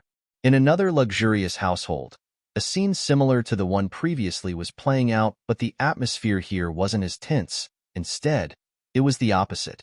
"Baby, you know father loves you. Tread softly." A man with white hair and golden locks behind sat on the sofa, while holding onto the hands of a girl who was seated beside him. The girl had a loli-like face with indigo-colored hair. "Ah, I know that already, Papa." "Humph," the girl replied with a disgruntled expression. "Ha ha ha, don't beat anyone half to death this time. Remember you failed the special test because of your temper," the man said with a burst of laughter. "Humph, they better know their place," she replied with a pout.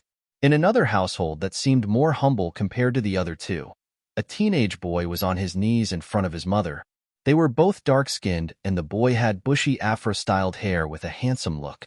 "Mother, give me your blessings," the boy said while displaying a wide set of white teeth. His smile looked extremely charming with his caramel-colored skin. His mother returned his smile with a beautiful smile of her own.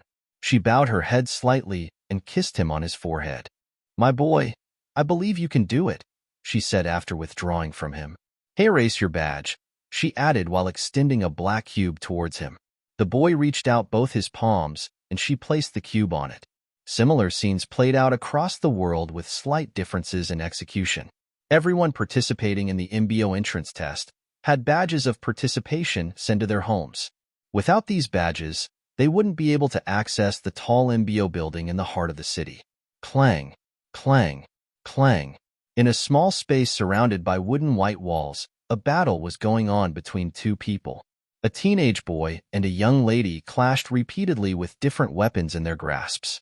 They were both dressed in yukatas, and as they jumped around the place, their outfits bloated due to their speed and made small flapping sounds. Their bodies blurred due to their fast movements, and small winds were also generated.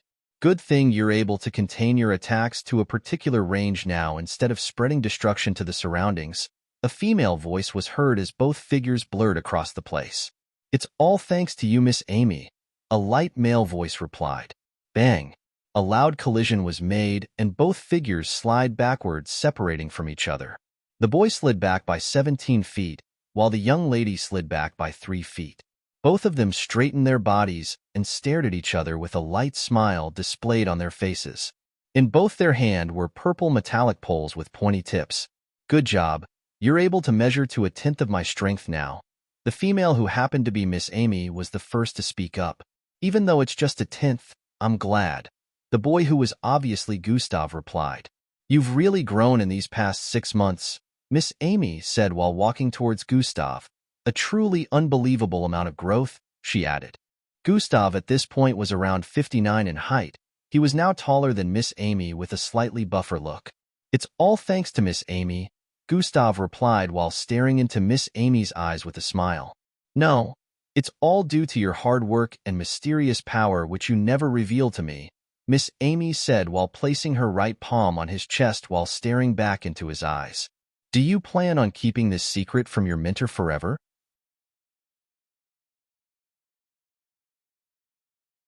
Chapter 155. Do you plan on keeping this secret from your mentor forever? Miss Amy asked. Gustav's face still had the smile on even after hearing her question. He continued staring at her with a calm look while responding, but Miss Amy already knows that I can copy the appearance of whoever I wish to. Miss Amy was very shocked when she found out about this, about 1 month ago, because she had always believed that Gustav's original bloodline wasn't useless like everyone said. She believed its ability was only limited by the grade, and just as she had thought, his bloodline was truly a rare type. His bloodline really has a lot of potential. Well, if not for the stunt you pulled, I wouldn't have known about that since you never told me outright, but still. We both know that your ability to change your appearance still doesn't explain your insane strength, neither does it explain some of the things that happened in the past. Miss Amy voiced out with a complicated expression displayed on her beautiful face. Like? Gustav asked with a look of curiosity. Like how those mixed bloods lost their bloodlines, Miss Amy responded with her eyes widening slightly. Miss Amy already knows enough. I will leave the rest to your imagination, Gustav said with a small chuckle. TCH, hiding things from even me, Miss Amy said as she removed her hand from Gustav's chest. Gustav chuckled even more at her response and proceeded to sit on the floor. Miss Amy also did the same and sat beside him. For a few seconds, there was silence between them, causing the atmosphere to give off a peaceful vibe. A small sigh escaped from Miss Amy's mouth after several minutes had gone by. Tomorrow is the day, huh? She voiced out with a low tone. Gustav kept looking forward with a solemn expression. This is our last training session together. I sure won't miss a troublemaker like you, Miss Amy muttered. On the other hand, I will miss the times we spent together, Miss Amy, and you'll be sure to pay back your kindness in the future, Gustav said with a smile as memories of the last 6 months came flooding through his mind. Where did you learn those cheesy lines? Save them for your lover, Miss Amy said with a dismissive look. Gustav laughed after hearing her words again. With your current strength, passing the physical test phase shouldn't be a problem, but the rest will be based on a variety of other things. Watch out for the other tests. The main test will be a combination of 5 things. Miss Amy paused before turning her face to stare at Gustav while raising her index finger. Bloodline, prowess, intelligence, wisdom, and mental capability. Miss finished raising her 5 fingers and placed her hand down after listing out those things. Bloodline will always be the #1 requirement because the MBO believes that even without intelligence or the rest of the other qualities, a mixed blood with a high-grade bloodline can still be trained to achieve greatness, Miss Amy explained with slightly furrowed eyebrows. From what I remember, your bloodline used to be below F grade, but it has undergone some changes within this past 6 months. We can only hope for it to be as high as C grade, because if not, passing the test would be a problem, Miss Amy said with a look of worry. Unless I get involved, which would cause some suspicions, Miss Amy could already sense that Gustav's bloodline was no longer below F grade. Anyone with a brain would be able to tell after seeing the change his original bloodline had undergone. Gustav wanted to assure Miss Amy that he met the bloodline requirement, but if he did, he would practically be admitting the fact that he was aware of his bloodline increasing in grade, which would arouse suspicions since the only known way of figuring out your bloodline grade was by undergoing the examination in a lab. Gustav didn't want to risk the system being exposed even till now. Let's hope the examiners are a little lenient even though my bloodline doesn't qualify, Gustav said in response, even though he knew this was impossible. Ha ha ha, those old foogies, that's impossible. But don't worry. I believe in you, Gustav, Miss concluded with a smile. Gustav smiled back. At the very least, I can't betray her expectations of me, he said internally with a resolute look. Have you gotten your participation badge? Miss Amy asked. Participation badge? Gustav voiced out with a clueless look. Miss Amy explained to him that it was something received by young adults all over the world participating in the test. That's the only way you can be allowed entry into the tower. Miss Amy concluded her explanation with this. Oh, that tower. Gustav's eyes shone a bit of excitement after hearing that. I finally get to enter, the MBO Space/Underground Tower 007 is where the registration will take place, and it's also where kids from this city interested in joining the MBO will be addressed by the higher-ups, Miss Amy explained. Oh, I see. How do I get my badge then? Gustav asked. It will be sent to your home by the MBO themselves. Although they don't send it to everyone, you will definitely have received it, Miss Amy assured Gustav. Gustav's mind became calm after hearing that. It should be home by now then, Gustav thought. Gustav, it's time for you to show them what you're capable of. Are you up to the task? Miss Amy asked with a smirk. H&M, Gustav nodded in response with a look of resolve, but then he remembered something. Will Miss Amy be picking another student from the school to train after I get in? Gustav asked. Miss Amy extended her right hand towards Gustav's forehead upon hearing his question. Flick. She flicked his forehead lightly. Ow! Gustav held his forehead with a look of pain. Even though she barely put strength into her finger when she flicked his forehead, it still hurt. There can only be one Gustav. No other student is interesting enough for me to spend so much time with, she said with a smirk.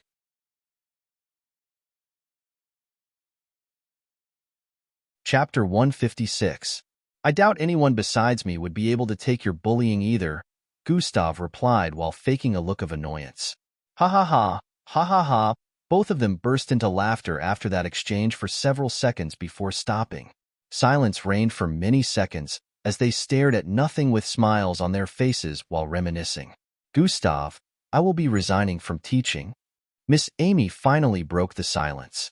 Gustav was not surprised by her declaration, but he still asked, why? Due to your discovery within the border. I have to finish investigating that issue, so I will be traveling to another city 2 weeks from now, Miss Amy said with a solemn look. Gustav stared at her with a contemplative expression. He was quite speechless and didn't know how to respond. Don't worry, we'll meet again in the future. Don't forget that I still have to receive my compensation. Miss Amy laughed lightly after speaking. Gustav couldn't help but smile back. This was the very first time he was seeing Miss Amy show so many emotions in an hour. What Gustav didn't know was, Miss Amy smiled more in the last 6 months than she ever did in the last 6 years. She never shown such in classes or around anyone else he knew besides him, so even though she kept mentioning compensations, Gustav knew that she truly cared for him, and he was very grateful for that. So Miss Amy, which city will you be headed to? Gustav asked with a curious gaze. An hour later, Gustav had arrived in his apartment. Today's events played out in his mind, and he couldn't help but look very focused at the moment. Oh, Miss Amy mentioned the badge. Gustav remembered this and stood up from his bed before he started checking around his apartment for the badge. Miss Amy already described its appearance to him and assured him that his apartment security protocols couldn't stop the cube from finding its way in so long as it was sent by the MBO. Gustav looked around for over 30 minutes, but he couldn't find anything like what Miss Amy had described to him. Even though he knew he had checked properly while also making use of his abilities, Gustav still decided to search the entire apartment once again, and this time it took him 30 minutes.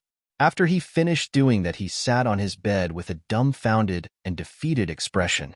Did the MBO make a mistake or what? Where is the participation badge I was supposed to receive? Or am I one of those who didn't receive one? Gustav considered these possibilities, but when he remembered Miss Amy's look of confidence when she mentioned he would have gotten one, he stopped doubting. Gustav's mind wandered to various things and possible reasons as to why he couldn't find it in his apartment. Fill your name, address, and other details on the collection form if you are interested in participating in the test. Remember, you cannot participate if you are not a Zulu-ranked mixed blood by then. Gustav's mind went back to the time when the MBO inspectors visited their school. That's it, he voiced out with a look of realization. Looks like he'll have to visit that place, Gustav said with a slight frown. When he filled in his information on the collection form 6 months back, he hadn't rented this apartment yet, so he filled in the address of his parents' house. Gustav guessed that the cube must have been sent to his former household. If I'm gonna visit them, I might as well get it done before nightfall, Gustav muttered and stood up to change his clothes. After a few minutes had gone by, Gustav left his apartment and headed towards the nearest bus station. Just as he left the building, Angie came out of her apartment and headed to his. Calm. Hey, Gustav, are you there? She raised her voice while knocking on his door. 10 minutes later, Gustav arrived in his old neighborhood. He stared at the familiar bungalow-type houses within the vicinity. He kept walking on the side of the road while looking around, checking for differences, but he soon lost interest when he didn't notice anything. His appearance didn't garner ridiculing glances as it used to in the past because the people moving around the neighborhood couldn't even recognize him. He had changed quite a lot in that past 6 months. He was close to being 6 feet tall now with a buff build, charming looks, and smooth blonde hair. Even his manner of walking had a lot of elegance mixed in. He had a very straight and confident look unlike before when he was always looking timid. Gustav arrived in front of the butter-colored bungalow building he lived in for 17 straight years, and memories began flooding in once again. He had an expressionless look as he arrived in front of the door and knocked gently. Calm, calm. Darling, please get the door. I'm still busy with this. A familiar feminine voice drifted into Gustav's ears from inside. Darling? Gustav remembered that his mother only said that word when a person was around. Click. The door made a clicking sound and shifted to the side. Huh. Oh? Gustav stared at the familiar figure that appeared in front of him with a slightly surprised look, while the figure stared back at him with a dumbfounded expression. Who are you? The man who opened the door asked with his left eyebrow raised slightly. It was a middle-aged-looking man with a square-shaped face sporting dirty blonde hair. Although Gustav also had dirty blonde hair, it still looked more refined and beautiful compared to that of the middle-aged man. He doesn't even recognize me. Gustav smiled as this thought came to his mind. I guess this is all for the best then. I don't need any senseless banter. Gustav changed the tone of his voice, making it deep before speaking. I am participating in the MBO entrance test. I seem to have sent the wrong address to the MBO, so my participation badge ended up here. I'm coming to get it, Gustav said with a polite look. Oh, you mean that? The man asked while pointing towards the shelf area inside the apartment. Gustav's sight followed where his finger pointed at inside the apartment from his position at the entrance. He saw a black cube floating above the shelf on the other side of the living room.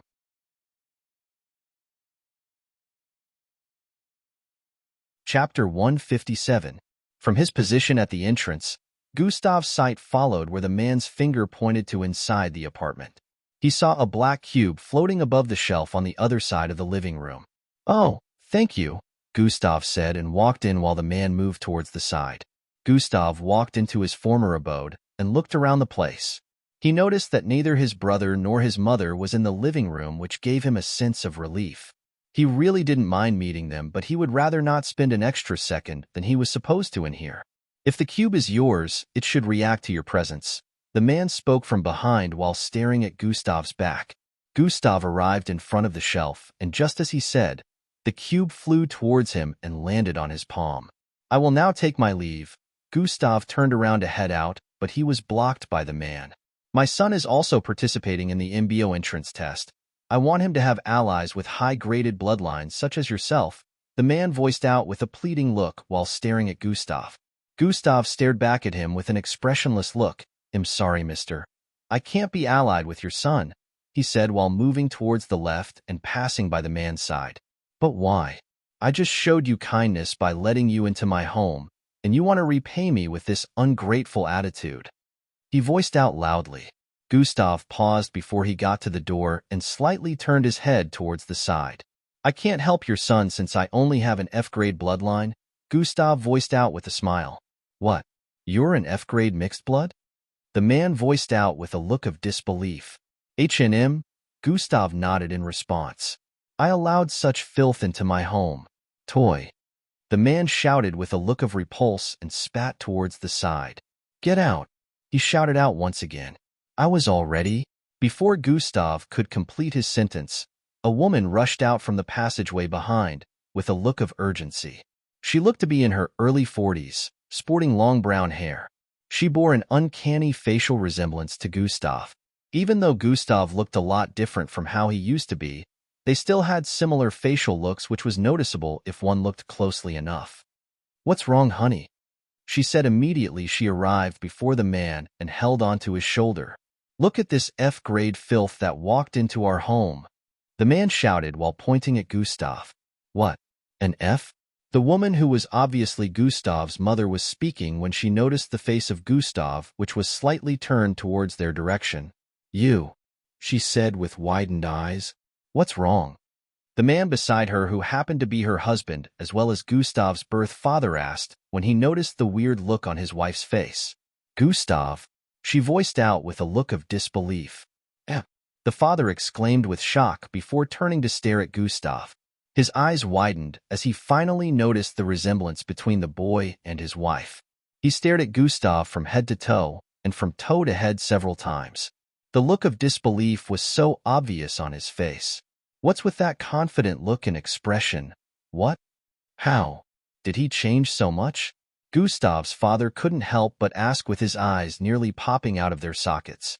The last time his father visited the house was around 8 months ago, so he couldn't understand how such a tremendous change could occur in less than a year. It made no sense to him, no matter how much he thought about it.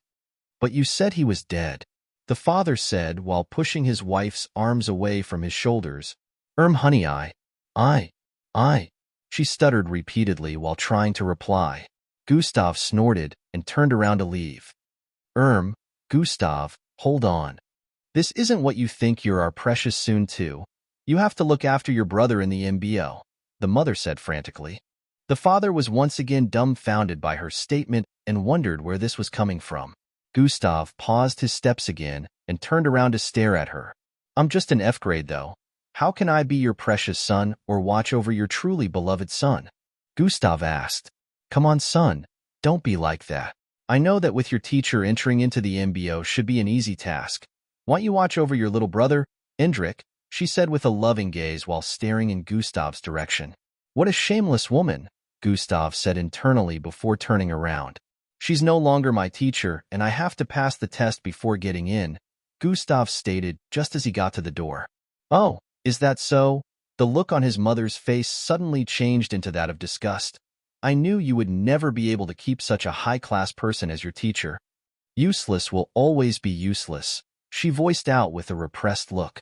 The father stared at them from the side in silence, since he was unable to keep up with the conversation.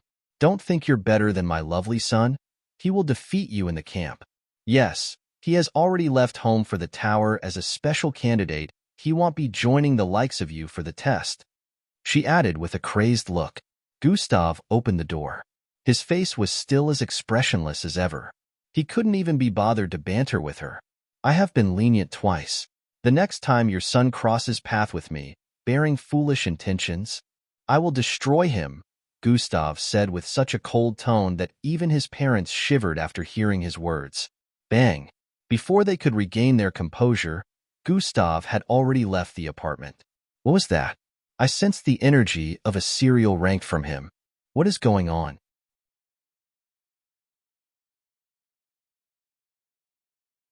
Chapter 158. What was that? I sensed the energy of a serial ranked from him. What is going on? The father asked with a confused look while staring at his wife. Serial ranked? You must be mistaken, she responded with a look of disbelief. She couldn't even begin to imagine Gustav's strength being up to that level. Indrik is only a step 4 Zulu rank now. There's no way that an F grade would already be serial ranked. Minutes later, Gustav arrived back at his apartment. He already had a feeling that some kind of drama would have happened once he went back there, so he wasn't too surprised. He decided to tone down his replies so he wouldn't have to spend more time than he wanted to in that sickening household. One thing he was happy about was the fact that his parents hadn't changed, and he guessed that Indrik hadn't changed either. He hadn't forgotten about what he went through in that household, but he was still feeling grateful that he at least had a roof to stay under during those years, which was why he never thought of really dealing with them. Now, he felt they had made use of the leniency points they had left with him, so he decided that the next time anyone from that household tried anything foolish, he would do to them as he had done to the others in the past.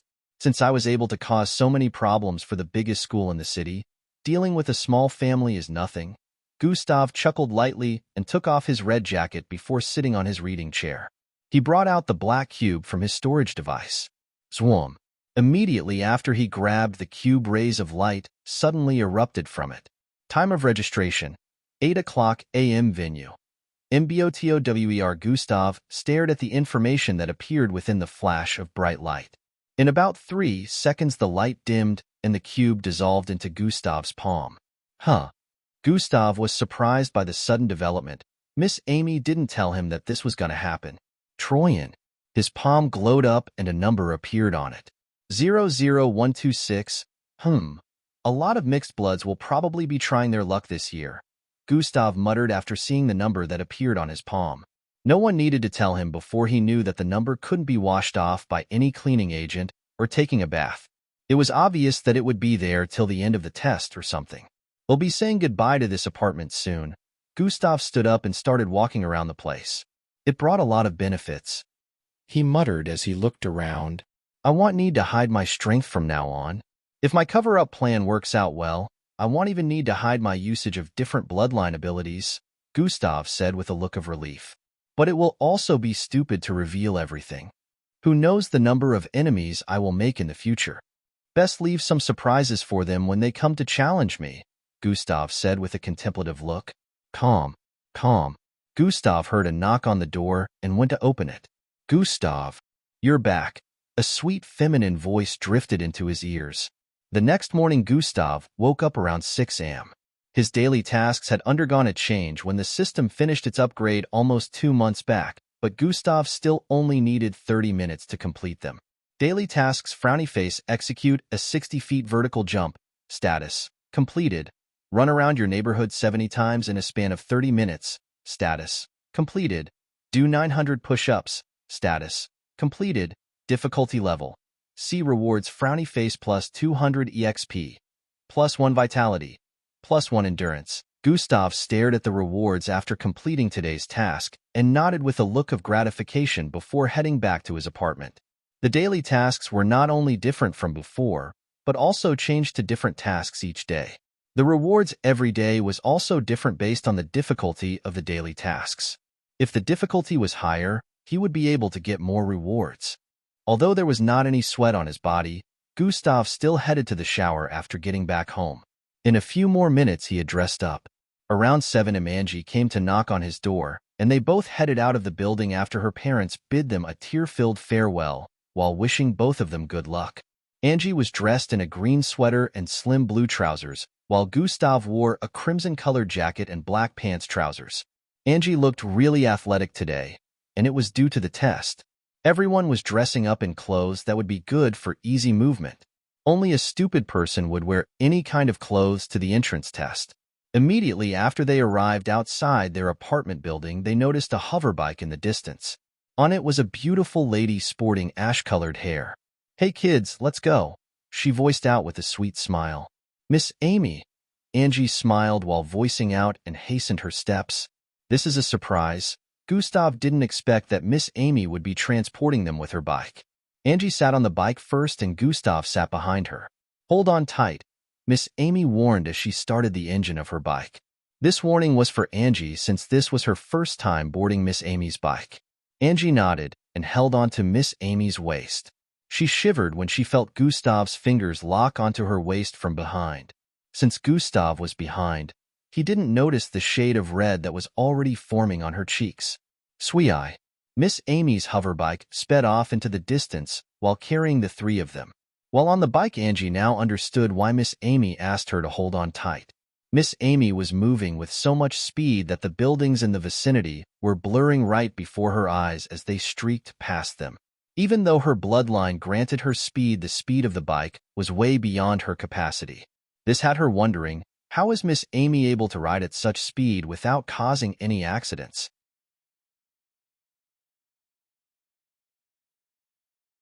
Chapter 159. This had her wondering, how is Miss Amy able to ride at such speed without causing any accidents? In a few minutes, they were already closing in on the long tower positioned in the heart of the city. Gustav and Angie stared at the majestic tower that kept getting closer in their line of sight. The closer they got, the more Angie felt tensed, but as for Gustav, the closer they got the more his excitement grew. Of course, being a good actor, Gustav was able to hide this efficiently. They weren't the only ones headed there, so road traffic was already forming the closer they got. Since Miss Amy was using a hoverbike, she was able to move amid the other vehicles in the vicinity. A lot of other participants within different vehicles stared at the bike streaking through the road with ease and wondered how a bike could move with so much speed in such a clustered space.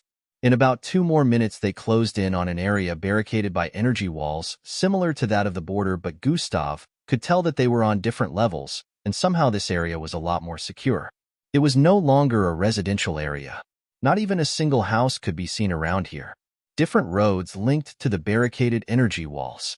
Within the barricaded walls, the high MBO tower could be seen standing proudly and looking majestic. Armored vehicles moved in and out of the barricaded area, and security operatives in blue and black, technologically advanced suits also moved around the place. Miss Amy slowed down their speed and came to a stop several hundred meters from the entry point of the barricaded energy walls. "This is as far as I go, kids," Miss Amy said after stopping the movement of the bike on the side of the road. Gustav and Angie nodded before getting down from the bike. They walked forward a bit and turned to face Miss Amy. "Good luck, you both," Miss Amy said to them with a smile. "Thanks, Miss Amy." They both answered and turned around to stare at the facility in front for a bit before moving forward. "Gustav," Miss Amy called out to Gustav after he and Angie walked a few feet forward. "Keep moving, they'll catch up with you," Gustav said to Angie before turning around and walking back towards Miss Amy. Other vehicles could be seen moving towards the entry point of the large vicinity ahead. Lots of them passed by Miss Amy's and Gustav's position and arrived at the entry points in front. Miss Amy was the only person with a vehicle that stopped this far from the entry point. Is something wrong, Miss Amy?" Gustav asked with a look of curiosity. "Are you sure about Angie?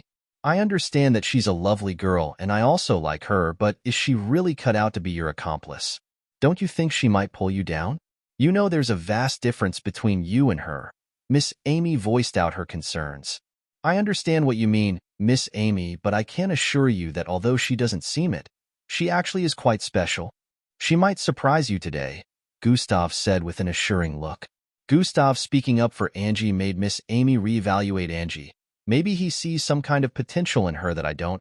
Also, it's an individual test, so if she fails we won't be able to partner up in the future, so I can't be sure if we will become accomplices in the future, Gustav added. "Don't jump to conclusions so soon. What makes you think every test is going to be individual?" Miss Amy said before turning on her hoverbike's engine again. "Huh," Gustav exclaimed. "Just be careful. You're a shining star. I don't want your light to be dimmed," Miss Amy said before turning her bike around and zooming off into the distance. Gustav's face returned to normal after Miss Amy's departure. He turned around to stare at the facility with a determined look before starting to move forward. At this moment, some participants had also gone through the entry point after going through physical examinations and some security protocols. No vehicle was allowed into the vicinity. The MBO branch in any city was always well guarded and restricted from public entry. Even a rich and influential mixed blood wouldn't be allowed in unless for official purposes. A lot of mixed bloods that were brought to this place with luxurious vehicles were also denied entry. So every mixed blood who wanted to participate had to get down at the entry point. Gustav, Angie, and many other mixed bloods strutted into the vicinity after passing the examination protocols. Immediately they got in. What appeared in their line of sight were several small buildings connected to the base of the large tower. Technological power plants, constructed with power crystals, could be seen around. These plants were in charge of powering up the large tower that was so tall, it pierced the clouds. The outer surface of the tower had glowing colors on them that prevented anyone from seeing what was within. It was structured to look unique and was as wide as 100 skyscrapers placed together. No one knew how tall it was since that information wasn't publicly disclosed, but a lot of rumors have been spread about how its tip crossed the outer layer of the Earth's atmosphere. The vicinity surrounding the tower was also very wide, so the participants would have to walk for up to an hour before they could arrive at the tower. There were still vehicles moving within the facility, mostly armored vehicles, but they didn't even bother trying to carry any one of the participants. The participants had been told at the entry point that they had to walk towards the tower themselves. Gustav and Angie were currently moving with a group of 60. Chatter, chatter, chatter. Of course, being teenagers, there was no way these kids wouldn't interact with each other. Although a lot of them were tensed and didn't interact with anyone, the rest weren't bothered.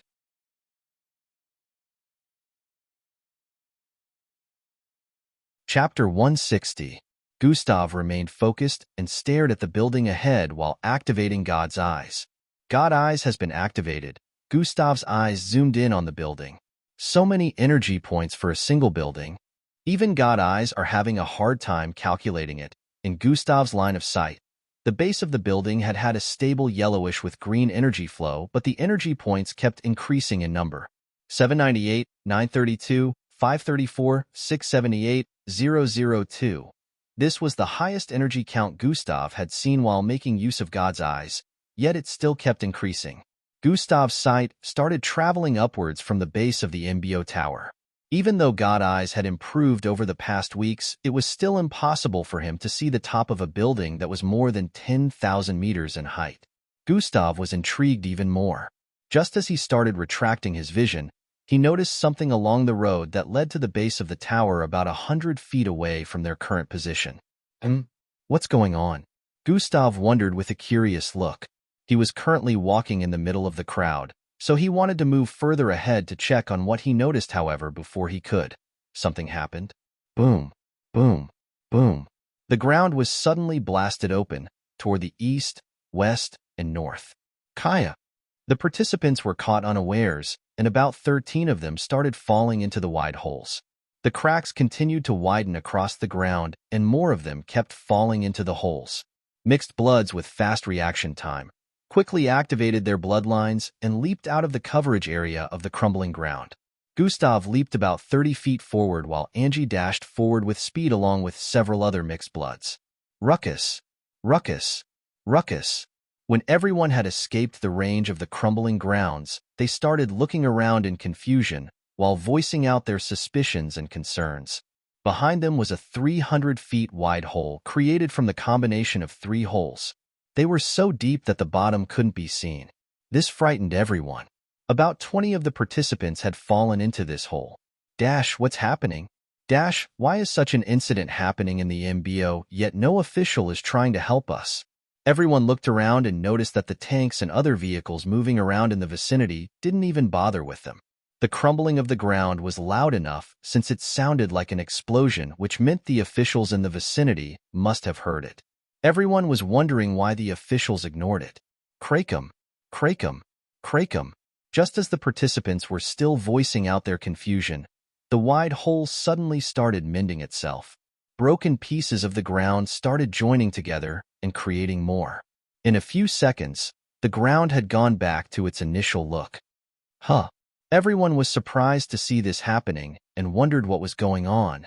Angie, let's keep moving, Gustav said to Angie, who was also gobsmacked by the current development. Angie exclaimed, but Gustav didn't mention anything else before moving forward. Angie quickly followed him from behind. Hey, you still want to keep going after seeing what just happened? What if the ground collapses again? A boy with a silver-colored forehead called out to them with a worried look. You want to stay here?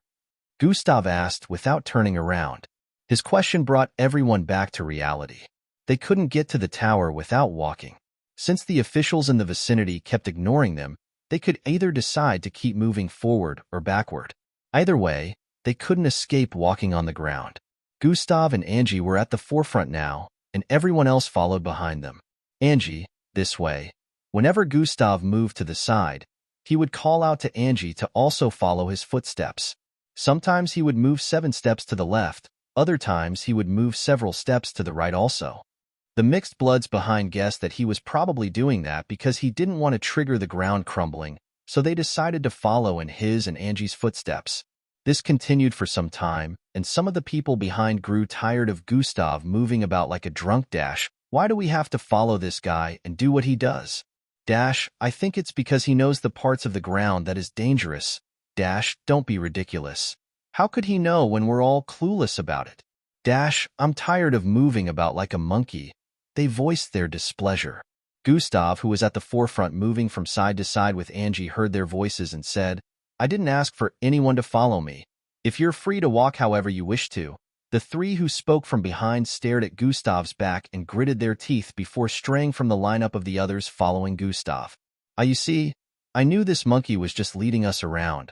One of them spoke while walking on the right side of the road several feet behind Gustav. Angie, we need to cross 70 feet in the next 3 seconds. Go. Gustav voiced out and dashed forward. Dash has been activated. Whoosh. Angie heard that and reacted instantaneously by dashing out after him. The mixed bloods behind them wondered why they suddenly sped up, but once Gustav and Angie traveled more than 70 feet forward, loud explosions rocked the grounds again. Boom, boom, boom, boom, boom, boom. 6 different parts of the ground blasted open this time. The smile on the face of the mixed blood, who spoke earlier, froze as his body started falling into the first hole when the ground beneath his legs disappeared. The other 3 that agreed with him also started falling into the same hole. As the holes on the ground kept expanding, more and more mixed bloods fell into them, but others that were a bit farther from those 3 were able to react in time and activate their bloodlines before distancing themselves from the grounds that were caving in. Gustav and Angie had already crossed the area of effect, so they weren't affected. Gustav turned around with Angie, and they both stared at the holes that kept expanding with a contemplative look. Miss Amy mentioned that the MBO had unorthodox methods of doing things. This means the test has already begun, Gustav said internally with a smile on his face.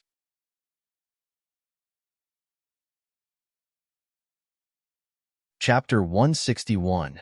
This means the test has already begun, Gustav said before turning around.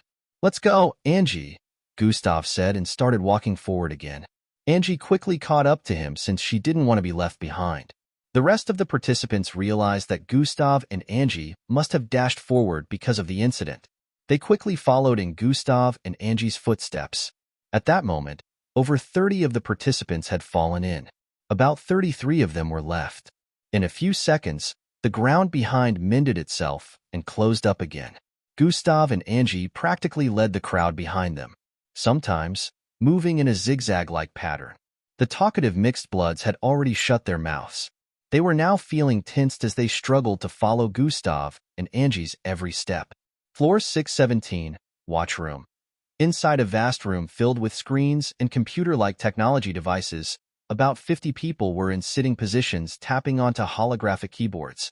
The holographic screens in the room were split into smaller screens that showed different places. The places displayed on the holographic screens were the different angles of the facility. Footages of different places around the tower were being displayed on the screens, and young people could be seen walking on every road that led to the tower. A young-looking man dressed in an orange military-like jacket with black stripes stood behind the large screens with his hands locked behind his back. He had long flowing yellow hair that reached his lower back. "How many batches have come in so far?" he asked with an authoritative look. "About 6 of them, sire. Each batch originally had about 40 to 60 mixed bloods, bringing the total number of mixed bloods to around 300. However, only around 60 of the participants managed to make it to the base of the tower. One of the people tapping on the holographic keys spoke from behind him. "Good," the man replied while his sight moved to observe the different spots displayed on the screens. He noticed something and paused his sight on the top right corner of the screen. "This batch seems to have the highest regained number of participants," he muttered with an intrigued look. On this particular screen, the participants were about 30 in number, moving speedily towards the base of the tower. On other screens, the number of the participants ranged from 12 to 15, which was why he was intrigued about the number of participants retained in this batch. They seemed to be following that boy over there. His sight closed in on a boy with dirty blonde hair, leading the crew. Even though there was a girl with 2 horns following him by the side, it was apparent that the person leading was the boy.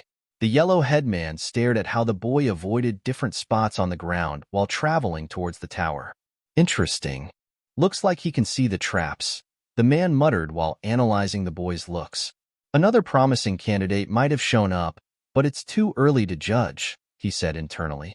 Gustav and the rest were already about 700 feet away from the base of the tower.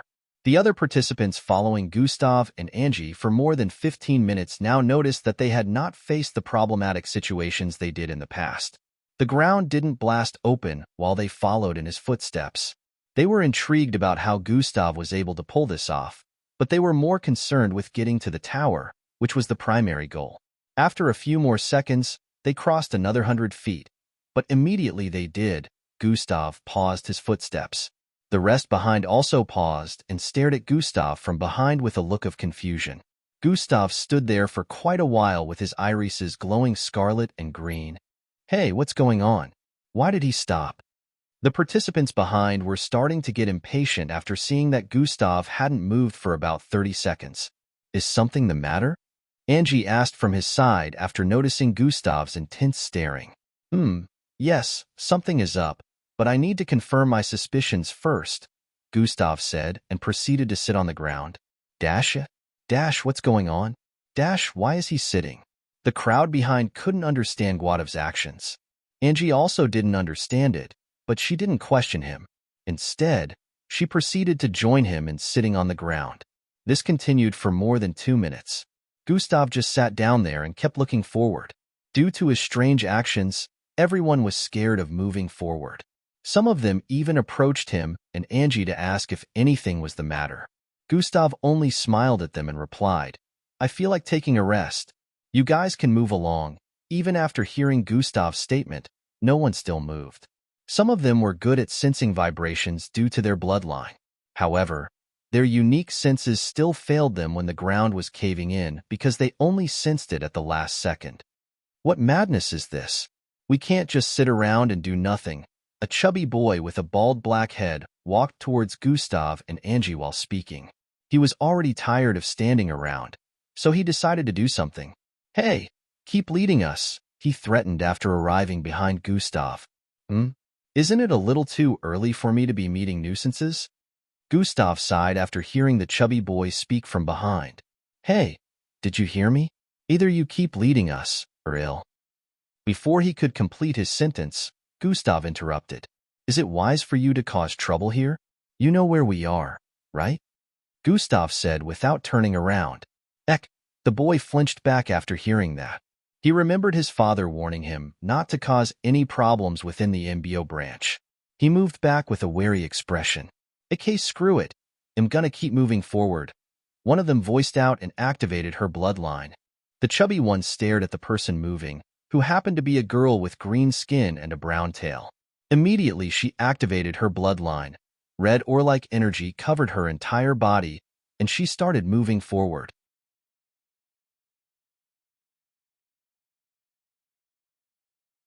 Chapter 162. Everyone stared at her as she moved past Gustav and Angie's position. After she crossed over 20 feet, the chubby boy decided to join her. He also activated his bloodline, causing black metallic shards to cover his face, hands, and legs. Bang, bang, bang. His movement caused the ground to make loud sounds. He caught up to the girl, and they kept on moving forward together. Seeing the way they weren't affected, everyone joined them, running forward and leaving Gustav and Angie behind. Immediately, the two at the front crossed about 70 feet. Silver-colored cannons suddenly sprouted from the ground. Zwan, zwan, zwan. About 17 cannons with 2 or 3 mini-cannons sprouted out in less than 5 seconds, shooting blue beams towards the participants. Bang, bang, bang, bang. Since every participant was a Zulu-ranked mixed blood, 3 seconds was more than enough for them to prepare to dodge the attacks. However, immediately they tried to move their body. A strange pressure suddenly descended upon the vicinity. Thump. Everyone suddenly felt the weight of their bodies increase by 2. Due to this sudden change, a lot of mixed bloods were not able to move their body fast enough and were hit by the beams. Bam, bam, bam, bam. About 7 people were hit in one go. Immediately a beam slammed into a person. They'd pass out. Once their body collided with the ground, it would open up and their bodies would fall into the opening. The chubby boy was among the first to be blasted into the ground below. The girl who had a red ore-like covering on her body could still move about unhindered by the sudden change in the gravitational force. Sway. Swee-eye. She dodged the cannons and dashed forward. She formed a 2-meter-long sickle made of red energy and swung it towards the cannon in front of her. Shwai. The cannon was smoothly divided in 2. Bang, bang, bang, bang. More participants were still being shot down. Nevertheless, some of the mixed bloods used others as coverings to prevent beams from touching them. They also attacked the cannons even though their speed was decreased significantly. In a few minutes, the 17 cannons had been destroyed. However, Only 21 participants were left. After all the cannons were destroyed, the gravitational force returned back to normal. "Let's go, Angie," Gustav said and proceeded to stand up. Angie was still amazed by what she had just witnessed. He wanted to use them as cannon fodder. Was that why he chose to remain here? Thinking about it made chills run down her spine. Gustav never explained the reason for most of his actions, so she was left to speculate. She was partially right with her thinking. Since Gustav had a bloodline related to gravity, he already sensed that something weird up ahead. The cannons underneath the ground were barricaded by something that prevented Gustav's eyes from seeing through it. Despite the camouflage, he still sensed that it might be a bit dangerous. Gustav didn't want to reveal his strength this early, which was the main reason for his actions earlier. He just needed someone to head forward, so he could measure the difficulty level of whatever challenge they were going to face. This just happened to be an unexpected bonus. "Oh well, everything worked out just fine in the end," Gustav said while walking side by side with Angie. Some of the participants stared at him with a look of annoyance. "You bastard. You knew about this but didn't tell us anything," one of them shouted out, just as Gustav and Angie caught up to them. Gustav, as usual, ignored them and kept walking forward with Angie. At this point, they were about 400 feet away from the base of the tower. They could now see the other participants heading towards the base of the tower from the different roads leading to it. As they closed in on the base of the tower, Gustav noticed that no doors were available. There was practically no entry point to get into the MBO tower. Gustav sensed something and quickly moved towards the right. Zwii! He felt an invisible force brush past his face. Bang! The invisible force slammed into the face of the person beside him. Kaya! Blood burst out of his face as he screamed in pain while being sent flying back by 40 feet. Bang! Bang! Bang! 3 other participants also had their bodies blasted backwards by invisible forces. Kairar! Kairar! Screams reverberated across the vicinity as the mixed bloods once again engaged forces that they couldn't see with their eyes. Swerve! Swerve! Swerve! Gustav swerved sideways repeatedly like he was dancing. Angie also did the same while dashing forward. If a third party was to see them from afar, they would think this group of people had run mad, having no idea that they were currently battling with strange forces. For these unknown forces to be invisible, they must be at least level 5. Is the MBO trying to fail people on purpose? Gustav said while observing his surroundings. He was able to sense the form of the invisible force everyone was battling with. They had human forms. However, Gustav could sense power crystal energy coming from them, so he figured out that they were androids. Gustav suddenly descended, dodging the arm of an invisible AI. Clasp! He clenched his fist and threw it upwards as he ascended. Bang! He landed a solid hit on the invisible AI, causing it to be blasted into the air while moving backwards. Bam! Bam!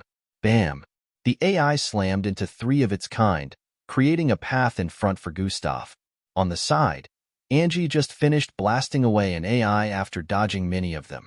Swoosh! Swoosh! They both dashed towards the path that was created in front of them, leaving the rest behind. Good thing Angie was able to master the vibration technique I taught her, Gustav said internally as they moved towards the base of the tower together.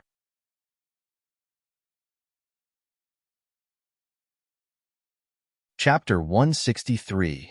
The girl with green skin who had red ore-like energy covering her body also managed to forge a path for herself and dashed forward. About 15 more mixed bloods later managed to escape from the clutches of the invisible AIs. Similar situations were also playing out on the different roads that led to the tower.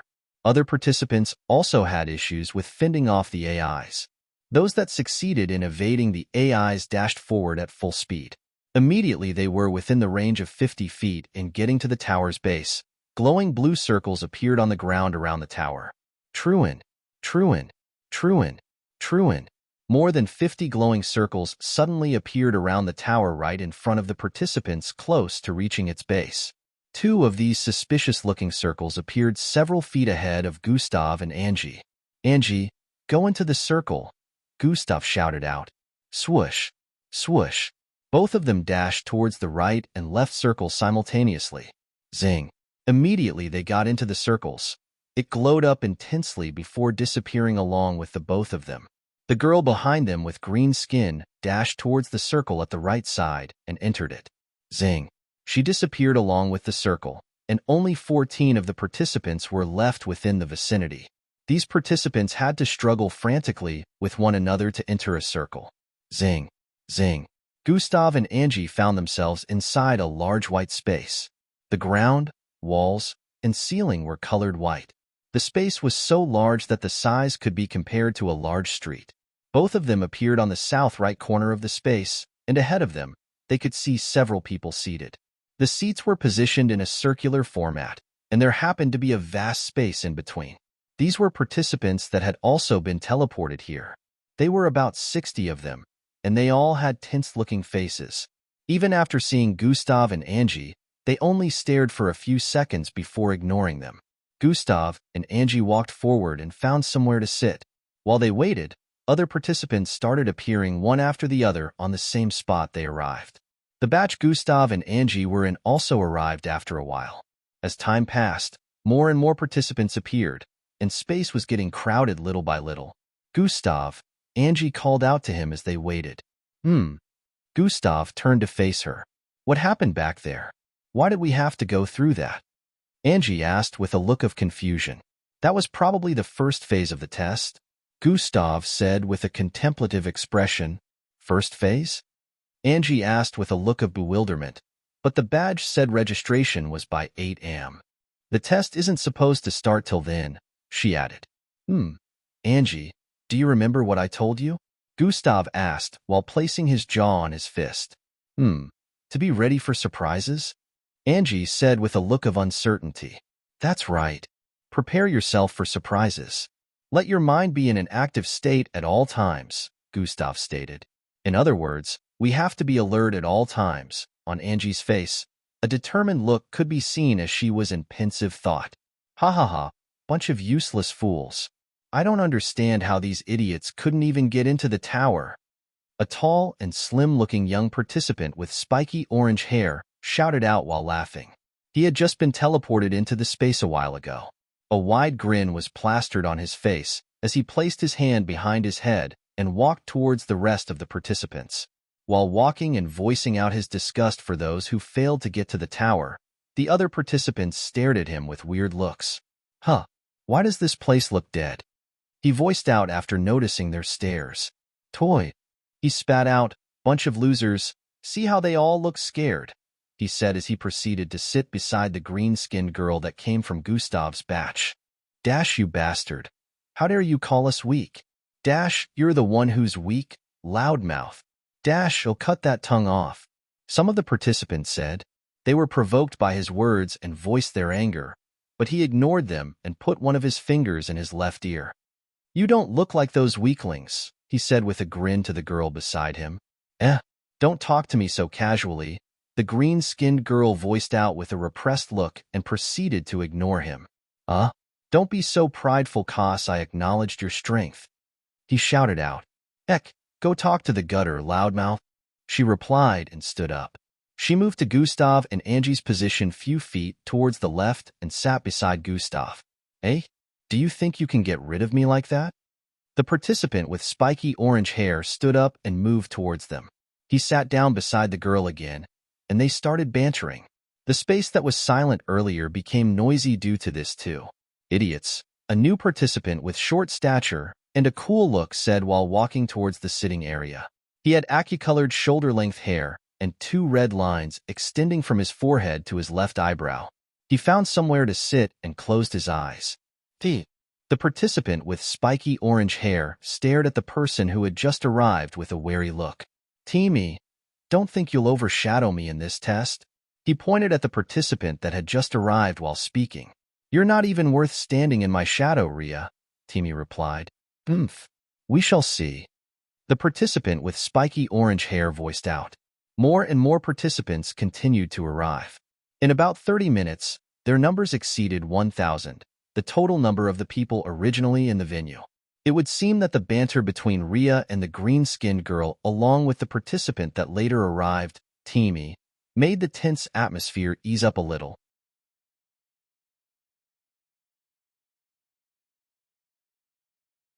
Chapter 164. The participants began to initiate conversations with one another. 1 hour 30 minutes later, Gustav sensed something and looked up. Troyan.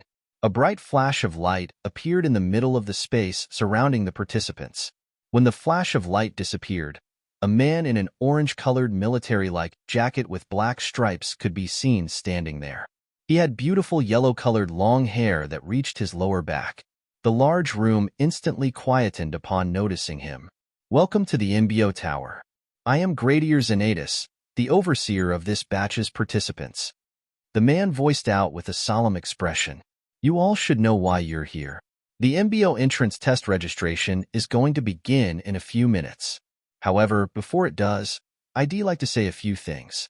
I'm sure you all are still confused about what happened on your way to the tower. He said with his hands placed behind his back. That was the beginning phase of the MBO entrance test put in place to test the participants' reaction to dangerous and sudden situations. Those that were unable to get to the tower failed the test and have been transported back to the facility. He narrated.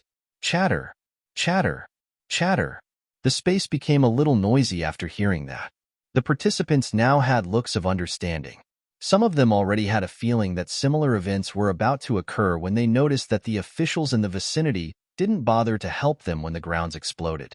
Gradier Zenatus' words confirmed their suspicions. Expect more surprises during the test. Things will not be as they are said to be because the only thing that never changes in this world is that things hardly ever go as planned. Those who can fully understand and adapt to that thought process will be able to handle unexpected situations. Only those who are good enough will stand the chance of getting enlisted into the MBO. So, make sure you do your best. He stated with an authoritative tone. Now the registration process shall begin, he voiced out before disappearing along with a flash of light. Troyan, Troyan, Troyan. The floor in the middle of the room opened up, and several silver rectangular pillars emerged from them. These pillars had 2 palm prints on each of their bodies that glowed blue. Place your hand on the palm to confirm your identity and move on to the next stage. 1 plus plus plus plus plus plus. Why the voice of the man who had just left echoed across the large space. The number of participants in the large space area was close to 2,000. Still, the pillars were only about 20 in number. Lights that formed numbers begin to emit from each pillar. Gradier Zenatus once again explained that when a pillar showed the number on their palms, it would be their turn to touch the pillar and confirm their identity. 20 participants stood up from their seating positions and walked towards the pillar after seeing their number. They placed their hands on the palm print, and bright light enveloped them, scanning their body from head to toe. After a few had been selected and their palms had been scanned, the process was completed. The participants who had undergone the process disappeared from their standing position. Contrary to everyone's expectations, names, ranks, and bloodline grades of the participants were not displayed. For some reason, the MBO decided to not disclose this information even though they had it.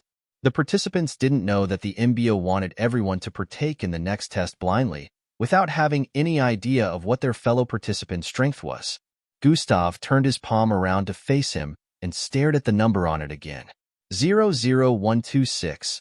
The number of participants in this venue should be at least 10,000. How is it that only about 1,000 made it to this place? Gustav wondered.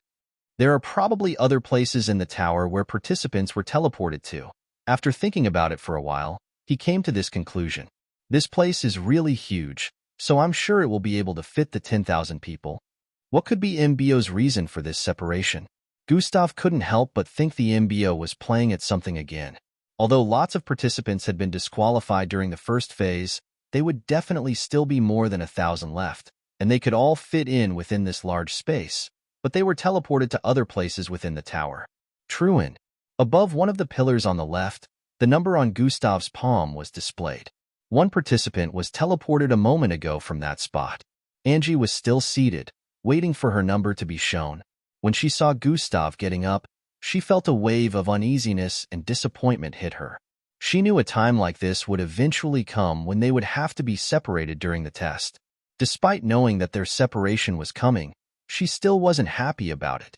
She could only try to do her possible best to get enlisted so she could accompany him. Good luck, Gustav, she voiced out with a smile. H&M, Gustav nodded while staring at her. Try your best, Gustav added before moving forward. I will, Angie muttered with a look of determination. Gustav walked majestically towards the second to the last pillar on the left side. His bearing and vibe of confidence, along with his handsome looks, dragged a lot of people's attention towards him, especially the batch he came in with earlier. Some of them still had a grudge against him due to what happened earlier. However, at this moment, they could tell that his bearing wasn't that of an ordinary person. I wonder what grade he is. These were the thoughts of almost every mixed blood in the vicinity. Gustav arrived in front of the pillar and stretched out his hand to touch it. Truant. Lights reflected from the pillar and scanned his entire figure. In a few seconds, he disappeared from his spot. Zing! Gustav's eyes regained its clarity after the blinding light disappeared, and he found himself in a different place.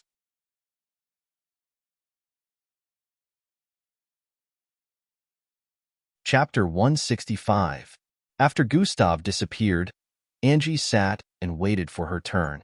I hope I get teleported somewhere close to him, she said internally.